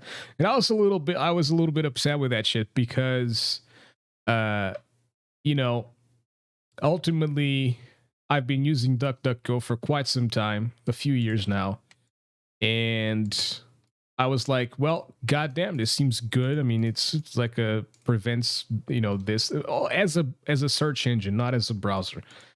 As a browser, I've been using Firefox, but yeah, I used to have I used Brave for a long time as well, but I then was like, I prefer the UI of Firefox, so I stuck with Firefox since.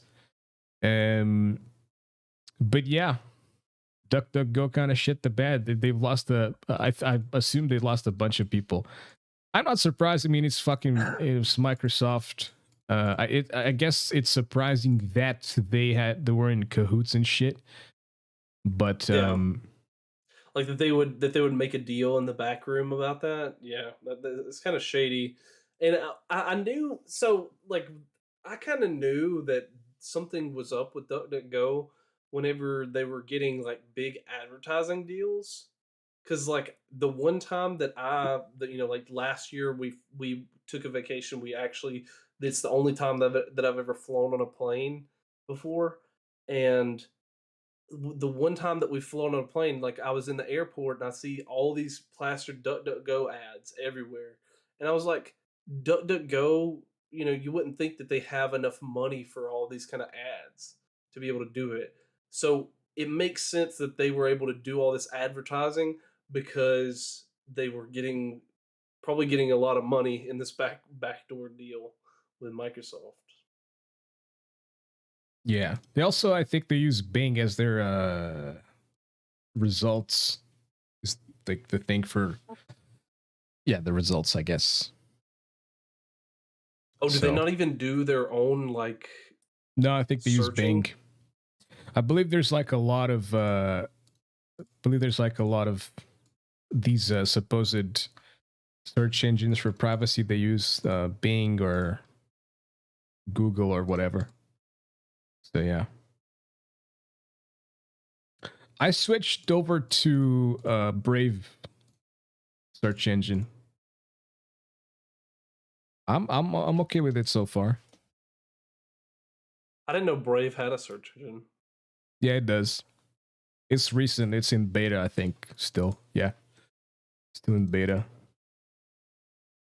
Yeah. But yeah. Yeah, I just can't find like even with DuckDuckGo, I never could find it was as useful as Google because like sometimes I would be I wouldn't know exactly what I would be able to say, and if I say just close enough phrasing in Google, it can get me to where I need to be, like to the thing that I'm looking for. But like um for something like DuckDuckGo, it just didn't seem to have as good search. And it makes sense if it was using Bing because Bing is like terrible at trying to figure out exactly what I'm trying to search. If I'm especially if I'm looking up a problem, like like I do for my job kind of stuff. It's just absolutely useless. Like to use something like Bing or DuckDuckGo, pretty much. Yeah.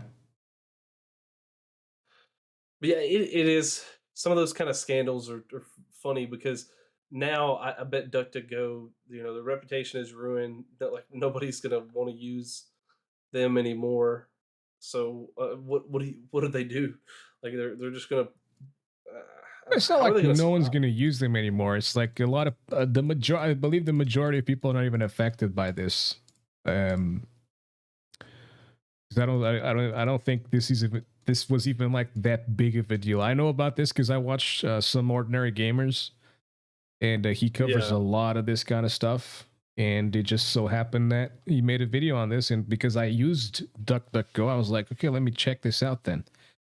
It doesn't affect me in any way, shape, or form, to be honest, because like as I typically say, dude, I'm a broke ass motherfucker. So like if you keep pushing products to me, I don't give a fuck because I'm not going to be able to buy them anyways. So it's fine. And I also don't look for weird shit on the internet. And if I'm going to look for weird shit on the internet, I'm going to go to Tor to do that kind of stuff. And I'm going to use Tails to do that as well, you know? So, but I haven't used Tails in years.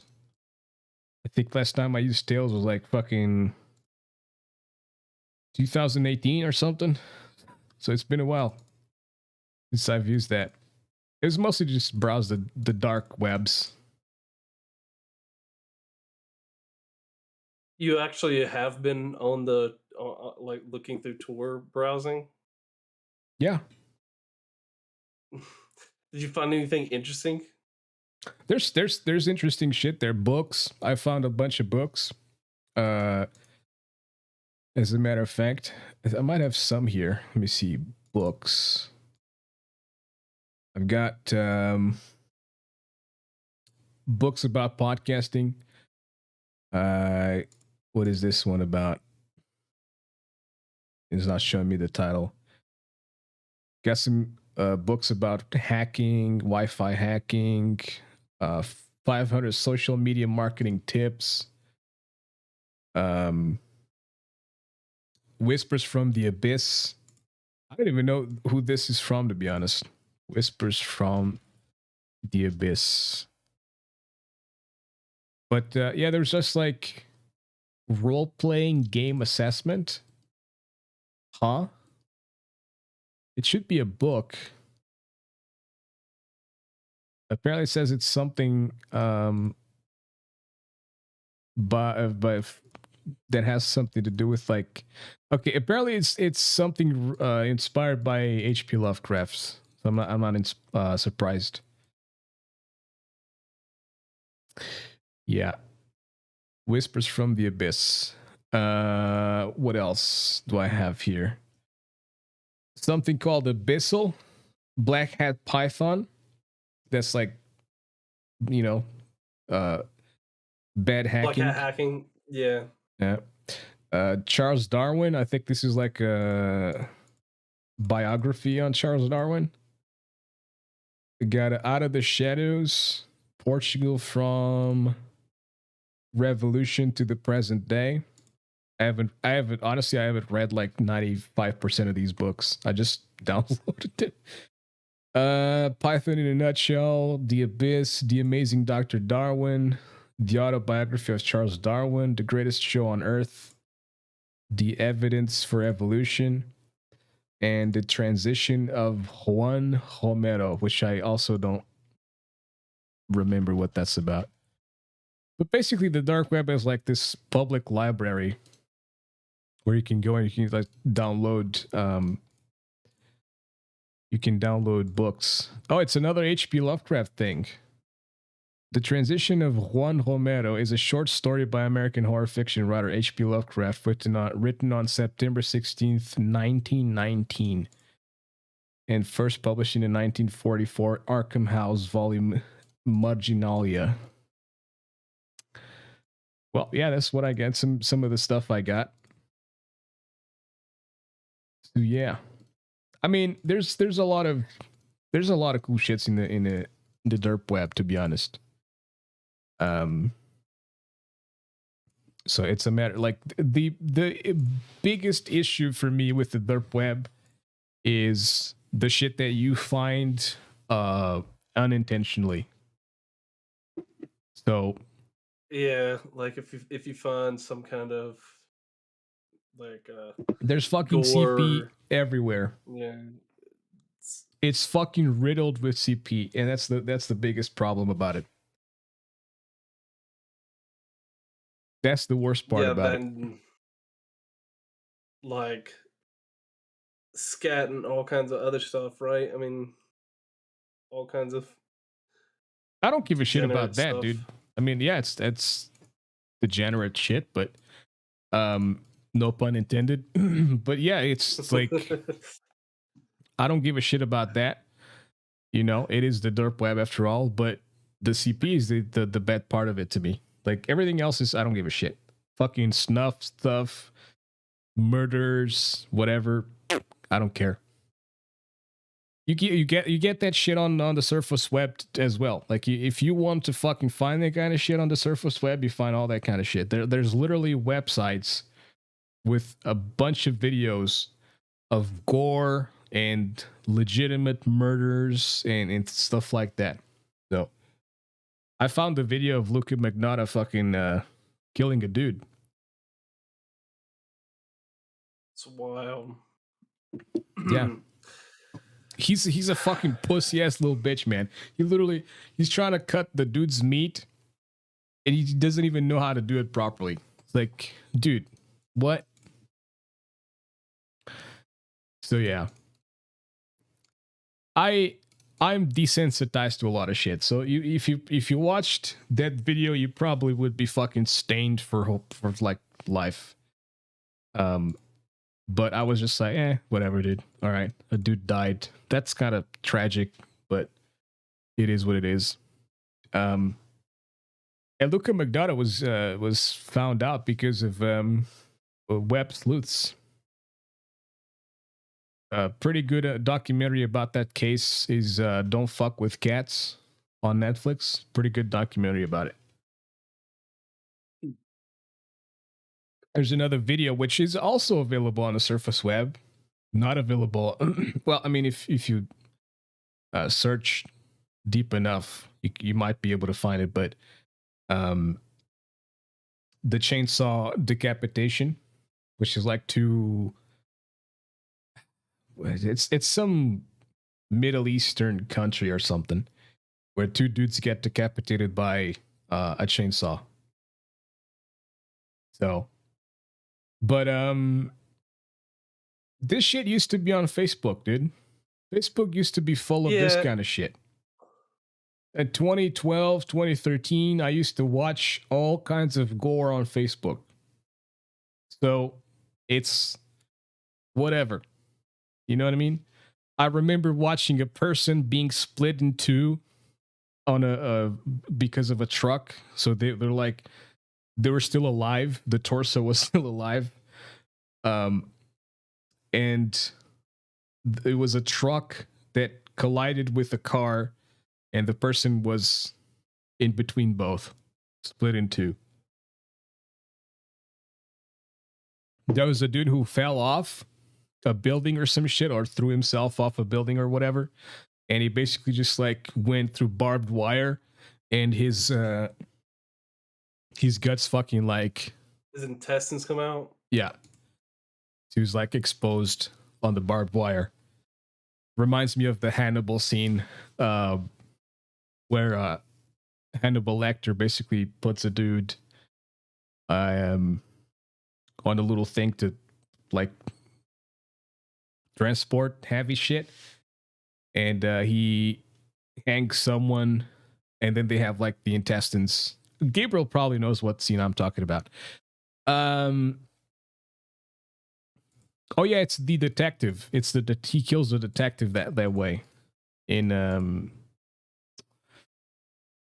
fucking like a museum or whatever the fuck it is, where he's teaching people about art and stuff. What else have I seen on Facebook?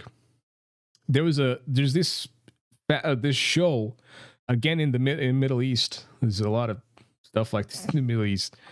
But also in the Middle East, there's this show where they play with knives, and this big dude, shirtless, he has this like, it's basically like the blade of what are those fucking swords that pirates have called? Like the scimitar. Yeah. So he has one of those blades, and the blade is sort of attached to a chain, and the chain is attached to a handle. So it's basically like a blade with extra mobility, I guess. And he's basically just like slapping himself on the back with the blade. And for like, you know, a good amount of time, it's only the side of the blade, so the blunt part of it. But then there's one moment when the actual blade fucking goes and slices his back. So he splits his back in half on the show. And everyone's like, oh my God. This was also on Facebook. And also during the terrorism and stuff like that. Oh yeah, there was a lot of like actual like beheadings and stuff that they would. I saw a video where they slit the throat of a dude. And you can hear the dude dying and shit. Like and stuff like that. So, you know, I'm pretty desensitized, I would say. I can watch most things and be like, yeah, that's fine. The only thing where I draw the line, the only thing that disturbs me is when it's kids or animals. That's where I draw the line. Everything else, dude, fucking bring it. Do your worst. So, a little bit of a brag there. I remember one time, dude, I was watching a zombie movie. It's actually a comedy movie. It's more comedic than it is horror, but it's kind of a mix of both. And it's a movie called Dead Alive. It's a movie from New Zealand, actually. It's fucking hilarious. From 92, yeah. It's this movie. And this movie is hilarious. And I was watching this while having lunch one time. And a dude came to my house and he was watching like bits of the movie from the side. And he was losing his shit. And I was just like eating lunch. Like, oh, cool. They're killing each other and stuff. But it's just a fucking movie. You know, it's like, who cares? But yeah. It's a 7.5 IMDb rating. That's not bad at all. I actually really enjoyed the movie. It's hilarious, and it's a lot of gore as well. As a matter of fact, I don't know if Gabriel knows this iconic like quote from the movie, but there's a part in the movie where the protagonist says, no, not the protagonist, another person says, "Your mother ate my dog." And it's just the funniest shit. God. Yeah. It's because the mother of the protagonist got bit by a monkey, and the monkey was affected by a disease, and that created zombies. So maybe one day we get fucking zombies from monkeypox or some shit like that. Let me see if I can find Yeah, this scene. did you? I don't know if you saw. Apparently, the way that monkeypox is spreading the most is there were apparently some pride festivals that were spreading it the most, and so they think it may be more of an STD related thing than anything. So I was like, that's why they stopped talking about it, because now it seems like it's not really like a coronavirus kind of thing. It's Hmm. more of a this is an STD kind of thing. Oh yeah, I heard about that. I heard about that. They don't have much to say about it, but you know. So you might find this this is hilarious and cringeworthy for sure. There are apparently plans to allow you to have children in the metaverse. I mean, I'm not surprised. There's been children in Second Life for years. So like you can literally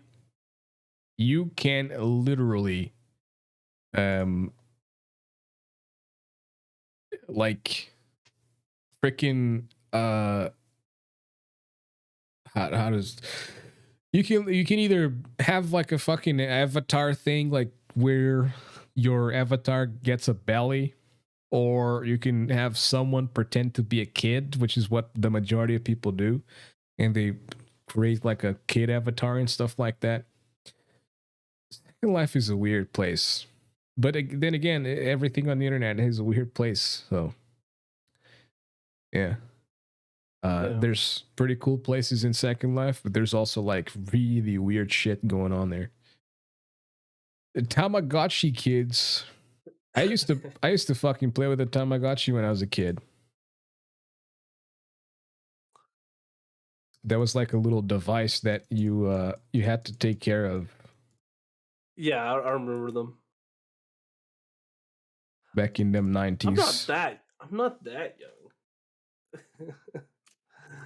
What do you mean? You're like three years apart from me. That's You're acting like I never heard of what Tamagotchis are. what do you mean? I didn't say that. Oh no. Anyway, this is another interesting story. Apparently, a woman who is sexually attracted to planes wants to marry a toy boy. Oh, that's an old one, dude. Oh, that's a fucking old one. Is this really an old one? Why they just reposted it or something? Well, I know for a fact that there's. I feel like this is the same person as well. They made a Vice documentary or whatever or something. Vice woman, maybe it was something else.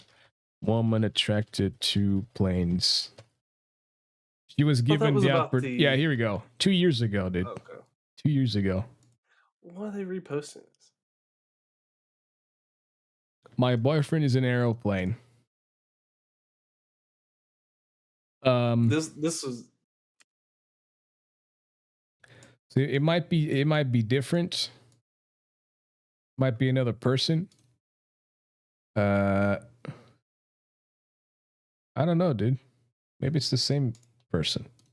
It's just been 2 years later. A bunch of people being plain sexual.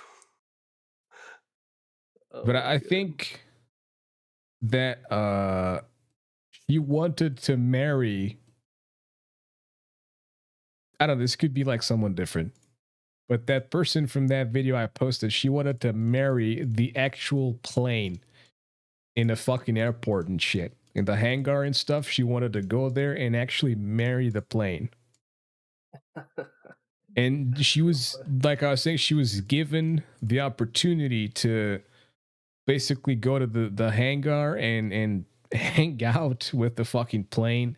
And the people from the airport and shit, they're like, kind of talking about it. It's like, I mean, it's pretty weird, but if she's sappy, yeah, whatever. I'm pretty sure deep inside, like, what a fucking weirdo, dude. You need help. I don't know, dude. I just don't understand like how people. I don't understand because I've never felt it myself. I've never been attracted to objects, especially planes, dude. I don't get it. I don't get it. I legitimately wish I could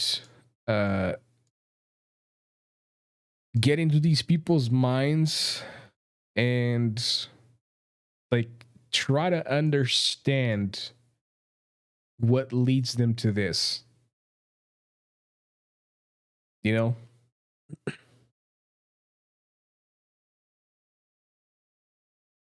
Because I think it's interesting. I think this is like super interesting cases for, I guess, psychology and psychiatry. Like, I see that's the problem. Like these people used to pay good money to go see these individuals in the circus. Nowadays, they don't have to pay money. They're popularized. They're made mainstream over the internet. You know? And they make fucking money just by being weird, which is essentially what generates the society and the youth that you've got nowadays, which is you need, like, there's this dude, Moon made a new video and he fucking had a fantastic quote. He said something fantastic on that video. He said, Twitch's stream culture promotes narcissism-prone young influencers to gain instant notoriety by generating enough controversy. And this is the, like, today described in a sentence. Today's content creation described in a sentence. Literally. Just promote it, like, it just promote narcissism by gaining instant notoriety, by being controversial. It's all it is. And it's what kids are trying to do nowadays. They try to find the stupidest shit they can do to become popular. Because whether or not they become like a star or a celebrity or whatever, which most likely is not going to happen, but because they have so many eyes on them, because they go viral and shit, they're more likely to have some people that will stick to them because they did something stupid than to just becoming like an absolute nobody. So they're gonna still be able to have some people sort of like looking at them and shit, you know? Yeah, I think it's like the idea is that there's money to be made and there's fame to be had. It basically, if you either do something like insanely controversial or try to start beef I don't think with it's about somebody. I don't think it's so much about the money. I think it's more about the validation. Well, I think they know that the money comes with the validation, right? I mean, they're not. I don't assume that they're that dumb that they don't think that they can't make money from it. A lot of times, I mean, why do you think that like someone like Pokemon, like whatever, just tries to be controversial sometimes? It's because she knows she gets more money whenever she's more Well, controversial. but she's already established. I'm saying people who are nobodies. That's what I'm saying. Like, I'm not talking about people who are already established and doing, you know, controversial stuff for the views and for stuff like that. I'm saying people who are absolute nobodies and they do something, they look for something controversial so that they can have people sort of looking at them and validating them and being like, oh, wow, you did something so cool, like shooting those kids and stuff or whatever. You know what I mean? And it's just, it's weird. It's fucking weird. What is this video Yeah, about? so apparently this was I don't know if ever seen what H3H3 does, but apparently he's I been used to like watch, on like but ever since the fucking Joe Rogan ordeal, I was like, yeah, nah, I'm good. Yeah, so apparently he's outright calling for people to like bomb a building now because he disagrees with them, like because apparently it was they were gonna have um an NRA meeting basically where all the people who like there's a bunch of people who are gun nuts, and they like like having guns. They meet up and they talk about the new guns that are coming out. They have some discussions about new things that are going to be with on the new guns that are coming out and stuff like that. And he just said, "Oh, they're having that conference over there. Someone should bomb that building." Well, this dude And then he got said, popular by "Oh, I'm saying just stupid kidding." shit, dude. Yeah, I'm true. So He was saying some very edgy stuff. I mean, the fact that he was saying like both like the N literally word and the F H3, word. like Ethan's rise, Ethan's career as a content creator on the internet is purely because of saying stupid shit, of making like sketches and videos, making fun of other people, pointing out their issues or whatever. So, I mean, if you look into this guy saying certain things and you believe him or you think he's being serious, I mean, he could be, but it's like if you think he's being serious, I mean, it's like you need to reassess your you know how you assess people, I guess. Dude on the web is spot on with kids in China want to be scientists, kids in America want to be YouTube influencers. Yeah. True, true, And I true. think part of that is too. I think that there's a in America the reason, and I think that this has been like a push from the media and everything, is that America is becoming the hub, unfortunately, for entertainment across the world, as opposed Becoming? to, well, I mean, they already are, It's but been for they're years, dude. What do you mean? well, what I'm saying is like they're so we're outsourcing a lot of like whether it be physical labor or any other kind of work at all. We're outsourcing a lot of those kind of works, and a lot of people are doing YouTube careers. They're doing all these kind of other things. Whether it be um, streamers or any kind of thing that you can do, like creating content. A lot of people are doing those kind of things. They're TikTok stars, whatever, some kind of social media or media star in some way. And instead of doing the productive things, like he's saying, like being a scientist, the reason that the kids are doing that, I think, is because a lot of what America's economy is built on is these kind of entertainment things. So why do you think like American movies, um like they make a ton in China, and they make a ton in other areas of the world, because the American entertainment machine that is like Hollywood is able to produce a lot of this kind of stuff that people are willing to watch in other places, and they just don't have that kind of capability. Like they're not up to speed to where they can, if your country is still trying to get its feet on the ground, then you don't have the capability to make like entertainment. Most Um, media in China is changed to meet China's laws and shit. So China, I don't know if like American movies are that popular in China, or at least without well, being they changed completely.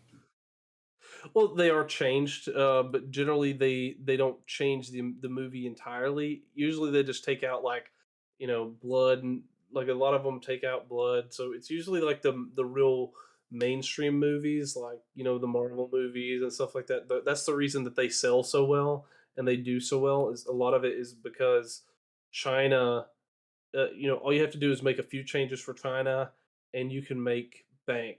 Like Chinese, like the Chinese spend a lot on entertainment. They're if you look at the box office numbers for like movies, they the movies make a killing in China. It almost dwarfs the American market completely. But like, what I'm saying is like, I mean, there's a lot of people there in isn't. China. Yeah, there is. But what I'm trying to get at is like, there's Isn't it the not biggest a lot of. population in the world? I think they are, and then India's second. Them and then India, if I'm not mistaken. Yep. Yeah, almost 1.5 billion people as of 2020. Yeah, and then it's India, and then it's the US. Where the hell are we? We're probably at the bottom. We're super small. 89th. 10 million. Yeah, we got 10 million people. Bigger than Switzerland.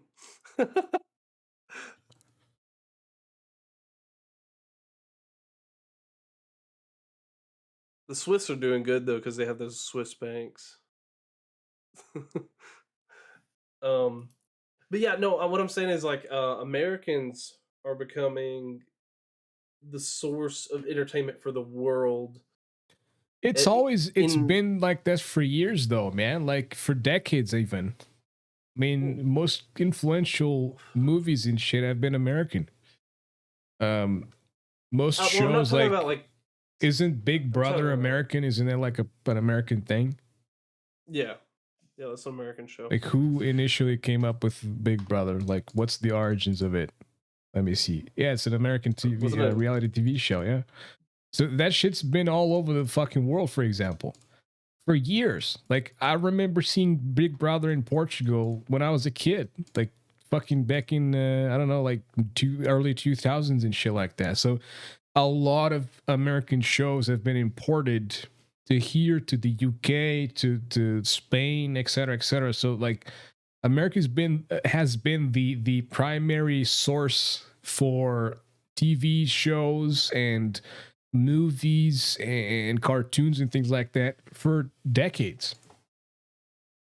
Well, that's not really what I'm talking about as much as I'm saying like so we're not making a lot of things. Like we're not making computer chips here in America. We're not making a lot of items. We're not making things and sending them across the world anymore. A lot of it is that's all done in China though. Yeah, that's what I'm saying though. The world. I think.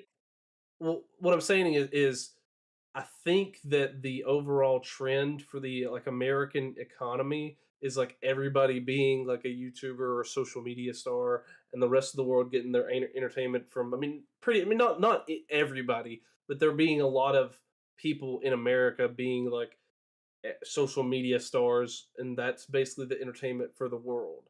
That's kind of what the trend is following, just from what I can kind of see, based on just how things are trending. Whenever people can make a channel and they if they get 10,000 subscribers, they can then start making a living off of it to some degree or something like that. I mean, not all of them. Some of them can start making some money and being able to do that, and as opposed to doing some kind of manual labor job or anything.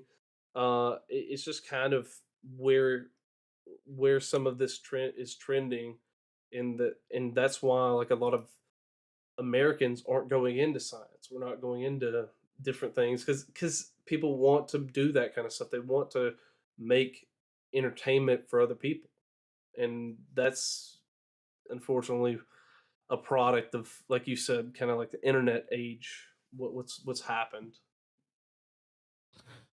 I think a lot of people just want to make bank in an easy way. That's pretty much it. It is. It fucking is. They could do it. It literally is. It's comfortable. It's a comfortable thing to do. You can do it from home. You don't have to upload you don't have to like work sort of like ridiculously for it. You can, but you don't have to. You could do a video every week, and that's going to be good enough. You can like work 2 hours a day on it, and you have like all the other 22 hours to do whatever the fuck you want. And if you make money out of that shit, and then sometimes you have channels that just literally it's a dude talking for 15 minutes and it's gameplay on the background and that's about it. And they make bank out of that shit. Like I refuse to believe that there's a lot of effort behind a video like that. You just have to record your voice, produce it a little bit, record your gameplay, get it all on a fucking video editor, render, boom, you're done. You need like literally within 2 hours you're done with the whole week. So no, you know, that's why they make these like on a daily basis and shit. So how the fuck they get to that point is what I would love to know, but you know, it is what it is. It is what it is. The world is unfair as shit. So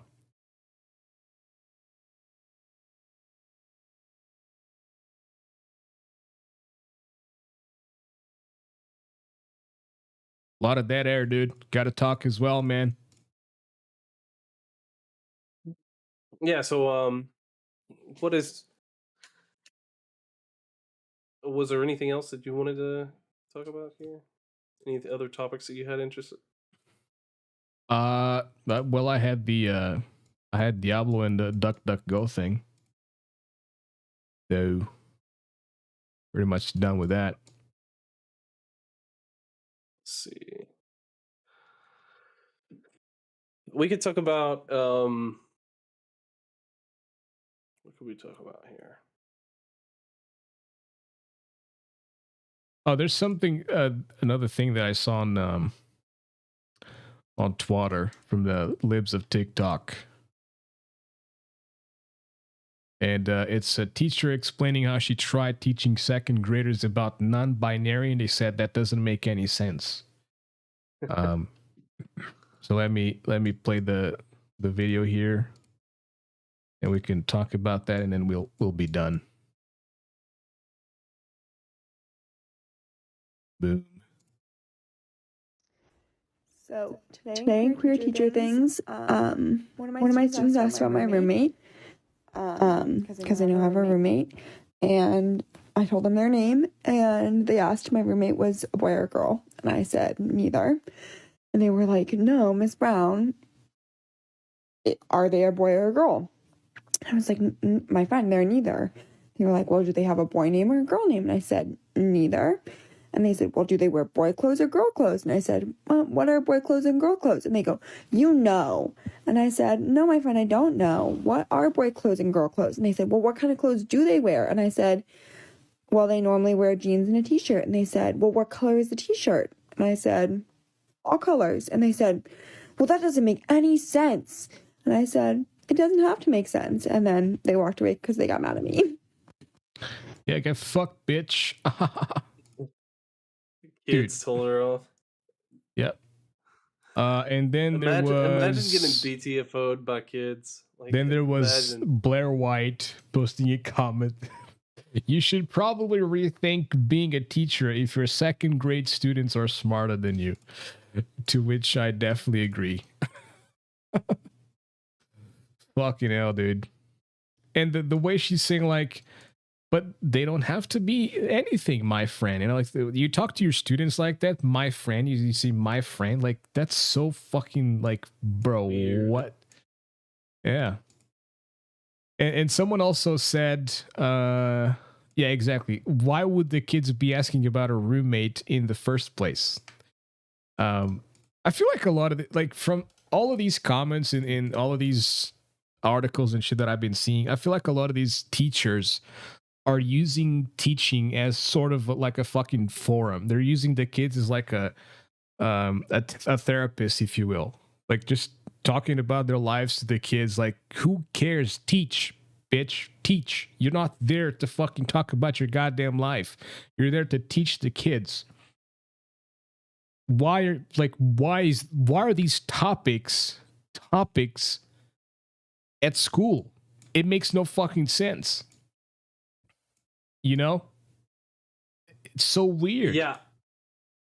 Well, I think part of it is like they want everybody to think like them, and to like because if they explained it to these kids, like she I guess was trying to explain it to them, um, then they obviously don't agree, and you have to make them agree with you, because otherwise there's gonna be a lot of like issues when you're trying to teach kids and they aren't on the same page as you. Like if they were that's their whole stick, is like get these kids to like oh well, because some of them are bragging like, hey, I got a kid to say that like I'm non agree that I'm non-binary, and told another kid that, hey, no, they're non-binary, they use they them pronouns or whatever, like, and they brag about it because the fact is that they need some of that to validate themselves in some way.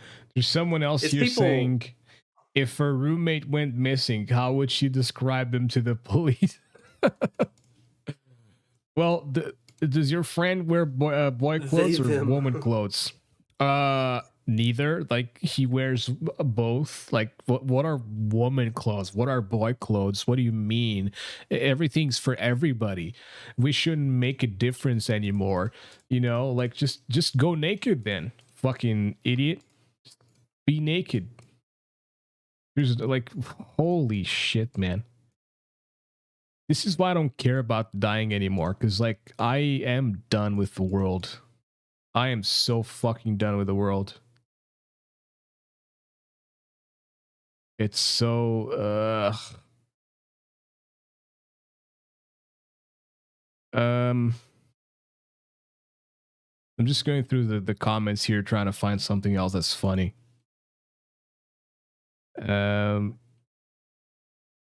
Yeah, someone pointed this out as well. I said no, my friend, to second graders. Yeah, like what the fuck, dude?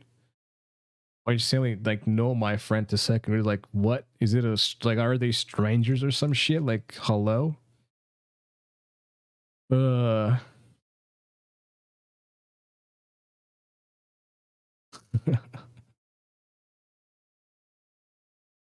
Liberal logic 101. It doesn't have to make sense.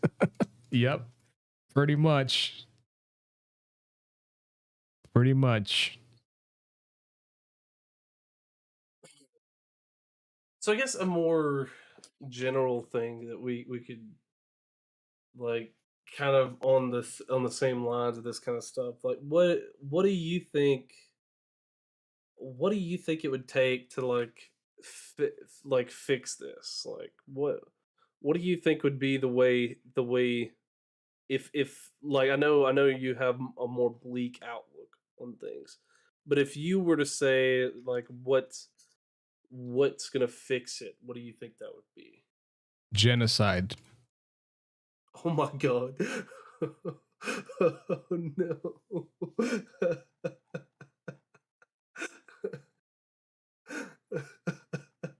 You asked. Oh my gosh. Oh, that's funny. I mean, is that the only solution? I mean, There's people like, so companies won't give way. They won't like understand that what they're pandering to is they're pandering to mental illness, and they're enabling this shit. They're enabling this behavior. Everyone that follows these companies is also doing the same shit. They're also enabling this behavior. They're enabling mental illness to not be a mental illness and to be normality, to be the standard. So if you have a mental illness, it's just like, whatever, dude. Yeah, it's all good. It's fine. It's sweet.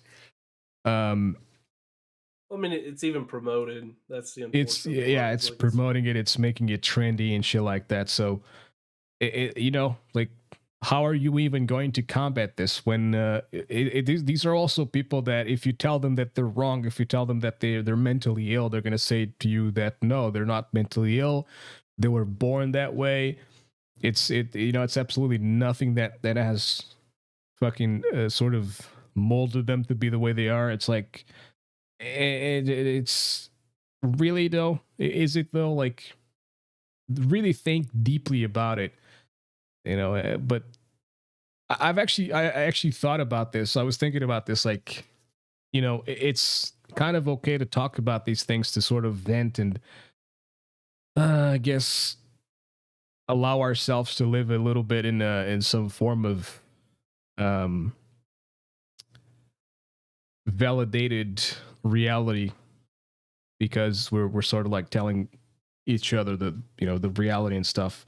We're not living in this fantasy bullshit world that they create. But yeah, man, we're not changing anything. Like we're just basically talking about the same thing over and over and over and over again. And we're not really changing anything. I don't think it's up to us to change it either. Um, it like change governments, I guess. Fucking like put people in government that fucking actually will make a change instead of fucking stupid ass Biden that's literally just like going along with this bullshit, you know? Yeah, and that's like what people didn't realize, like that they were like getting with Trump, like as much as they don't like, as much as they didn't like his mean tweets or whatever, like he didn't give in to this kind of like crap. Like he didn't care. Like he would say it like it is, and that was the problem. Is like there was a whole generation that thought that they were owed, um, like they needed to be validated in this way, and like, hey, if you don't respect my pronouns and all this kind of stuff, and he just didn't care. Like, and that's, but people thought that he tweeted too mean and that kind of stuff, so he had to go.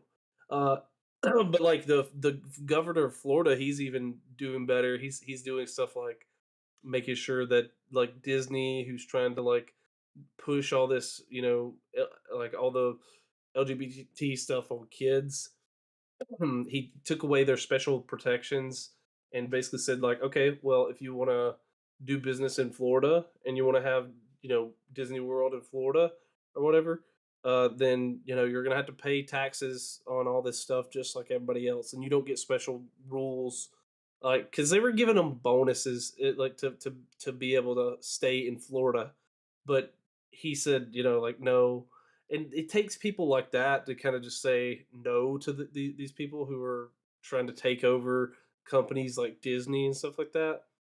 Just tell them no, and then they'll eventually get the message, I think. Yeah, pretty much.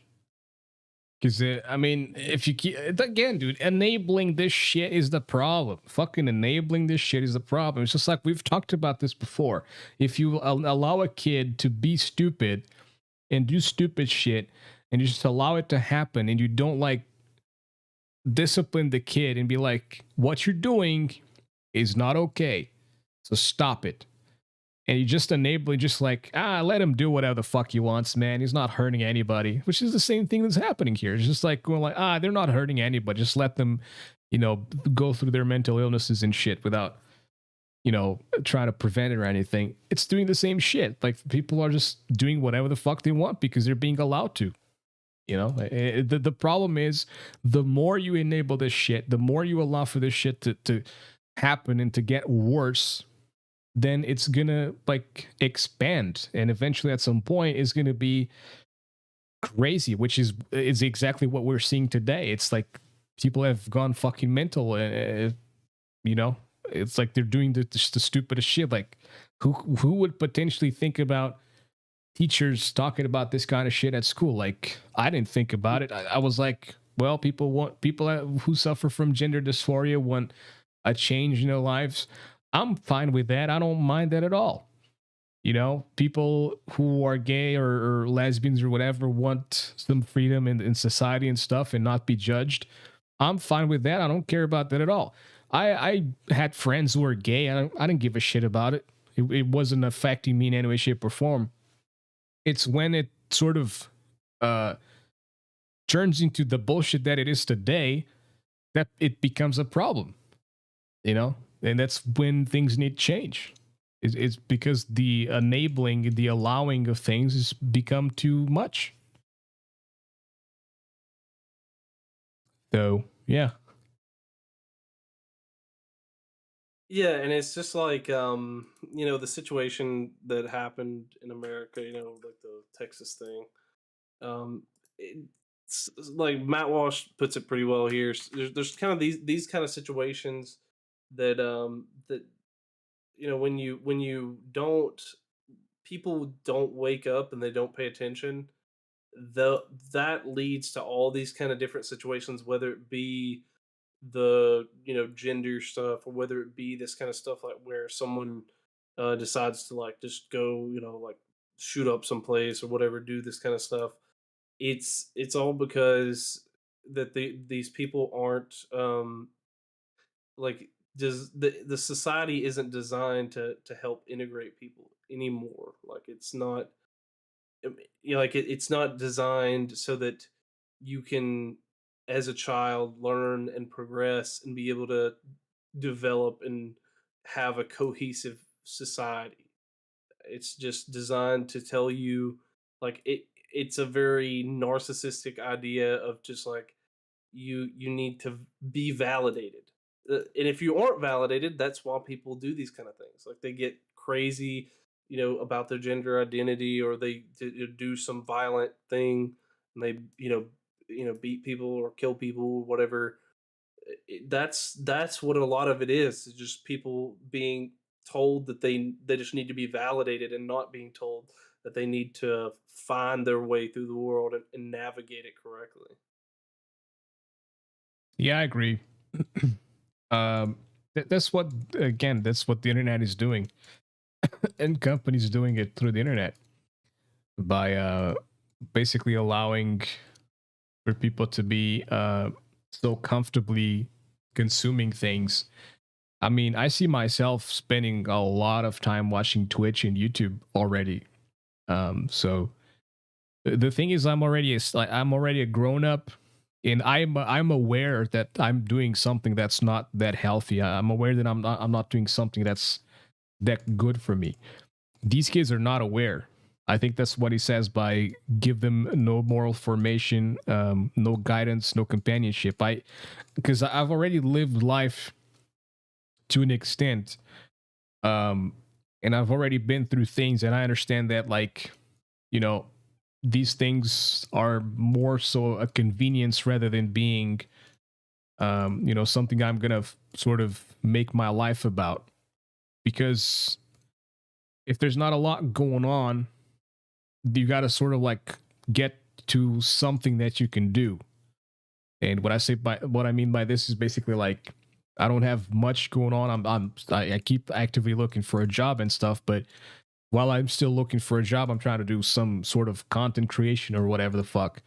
And in order to do this, I kind of have to also consume shit, watch some YouTube videos, or go on Twitch, or read some articles and things like that. So it's a vicious cycle that if you want to create, you also have to consume.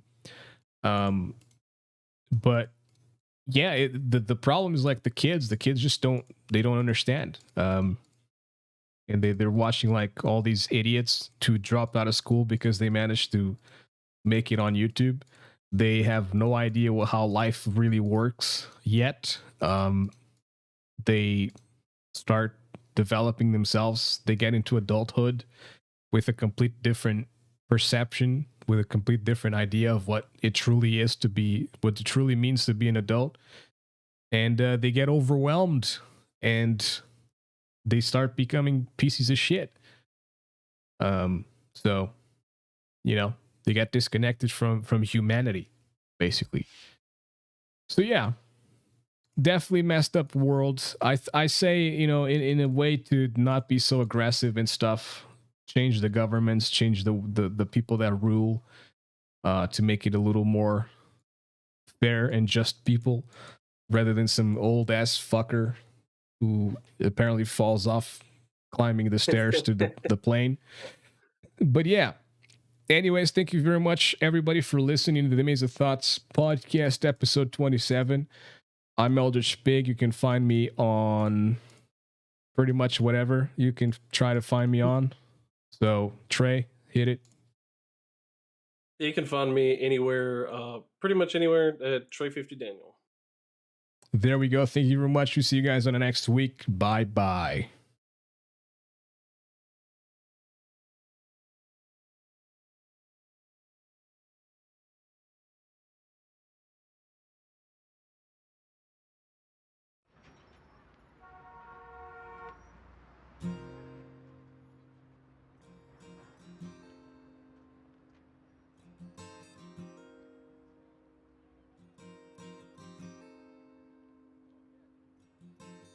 Something in this town is draining me. Could be the junk food or the gasoline. I hide it well.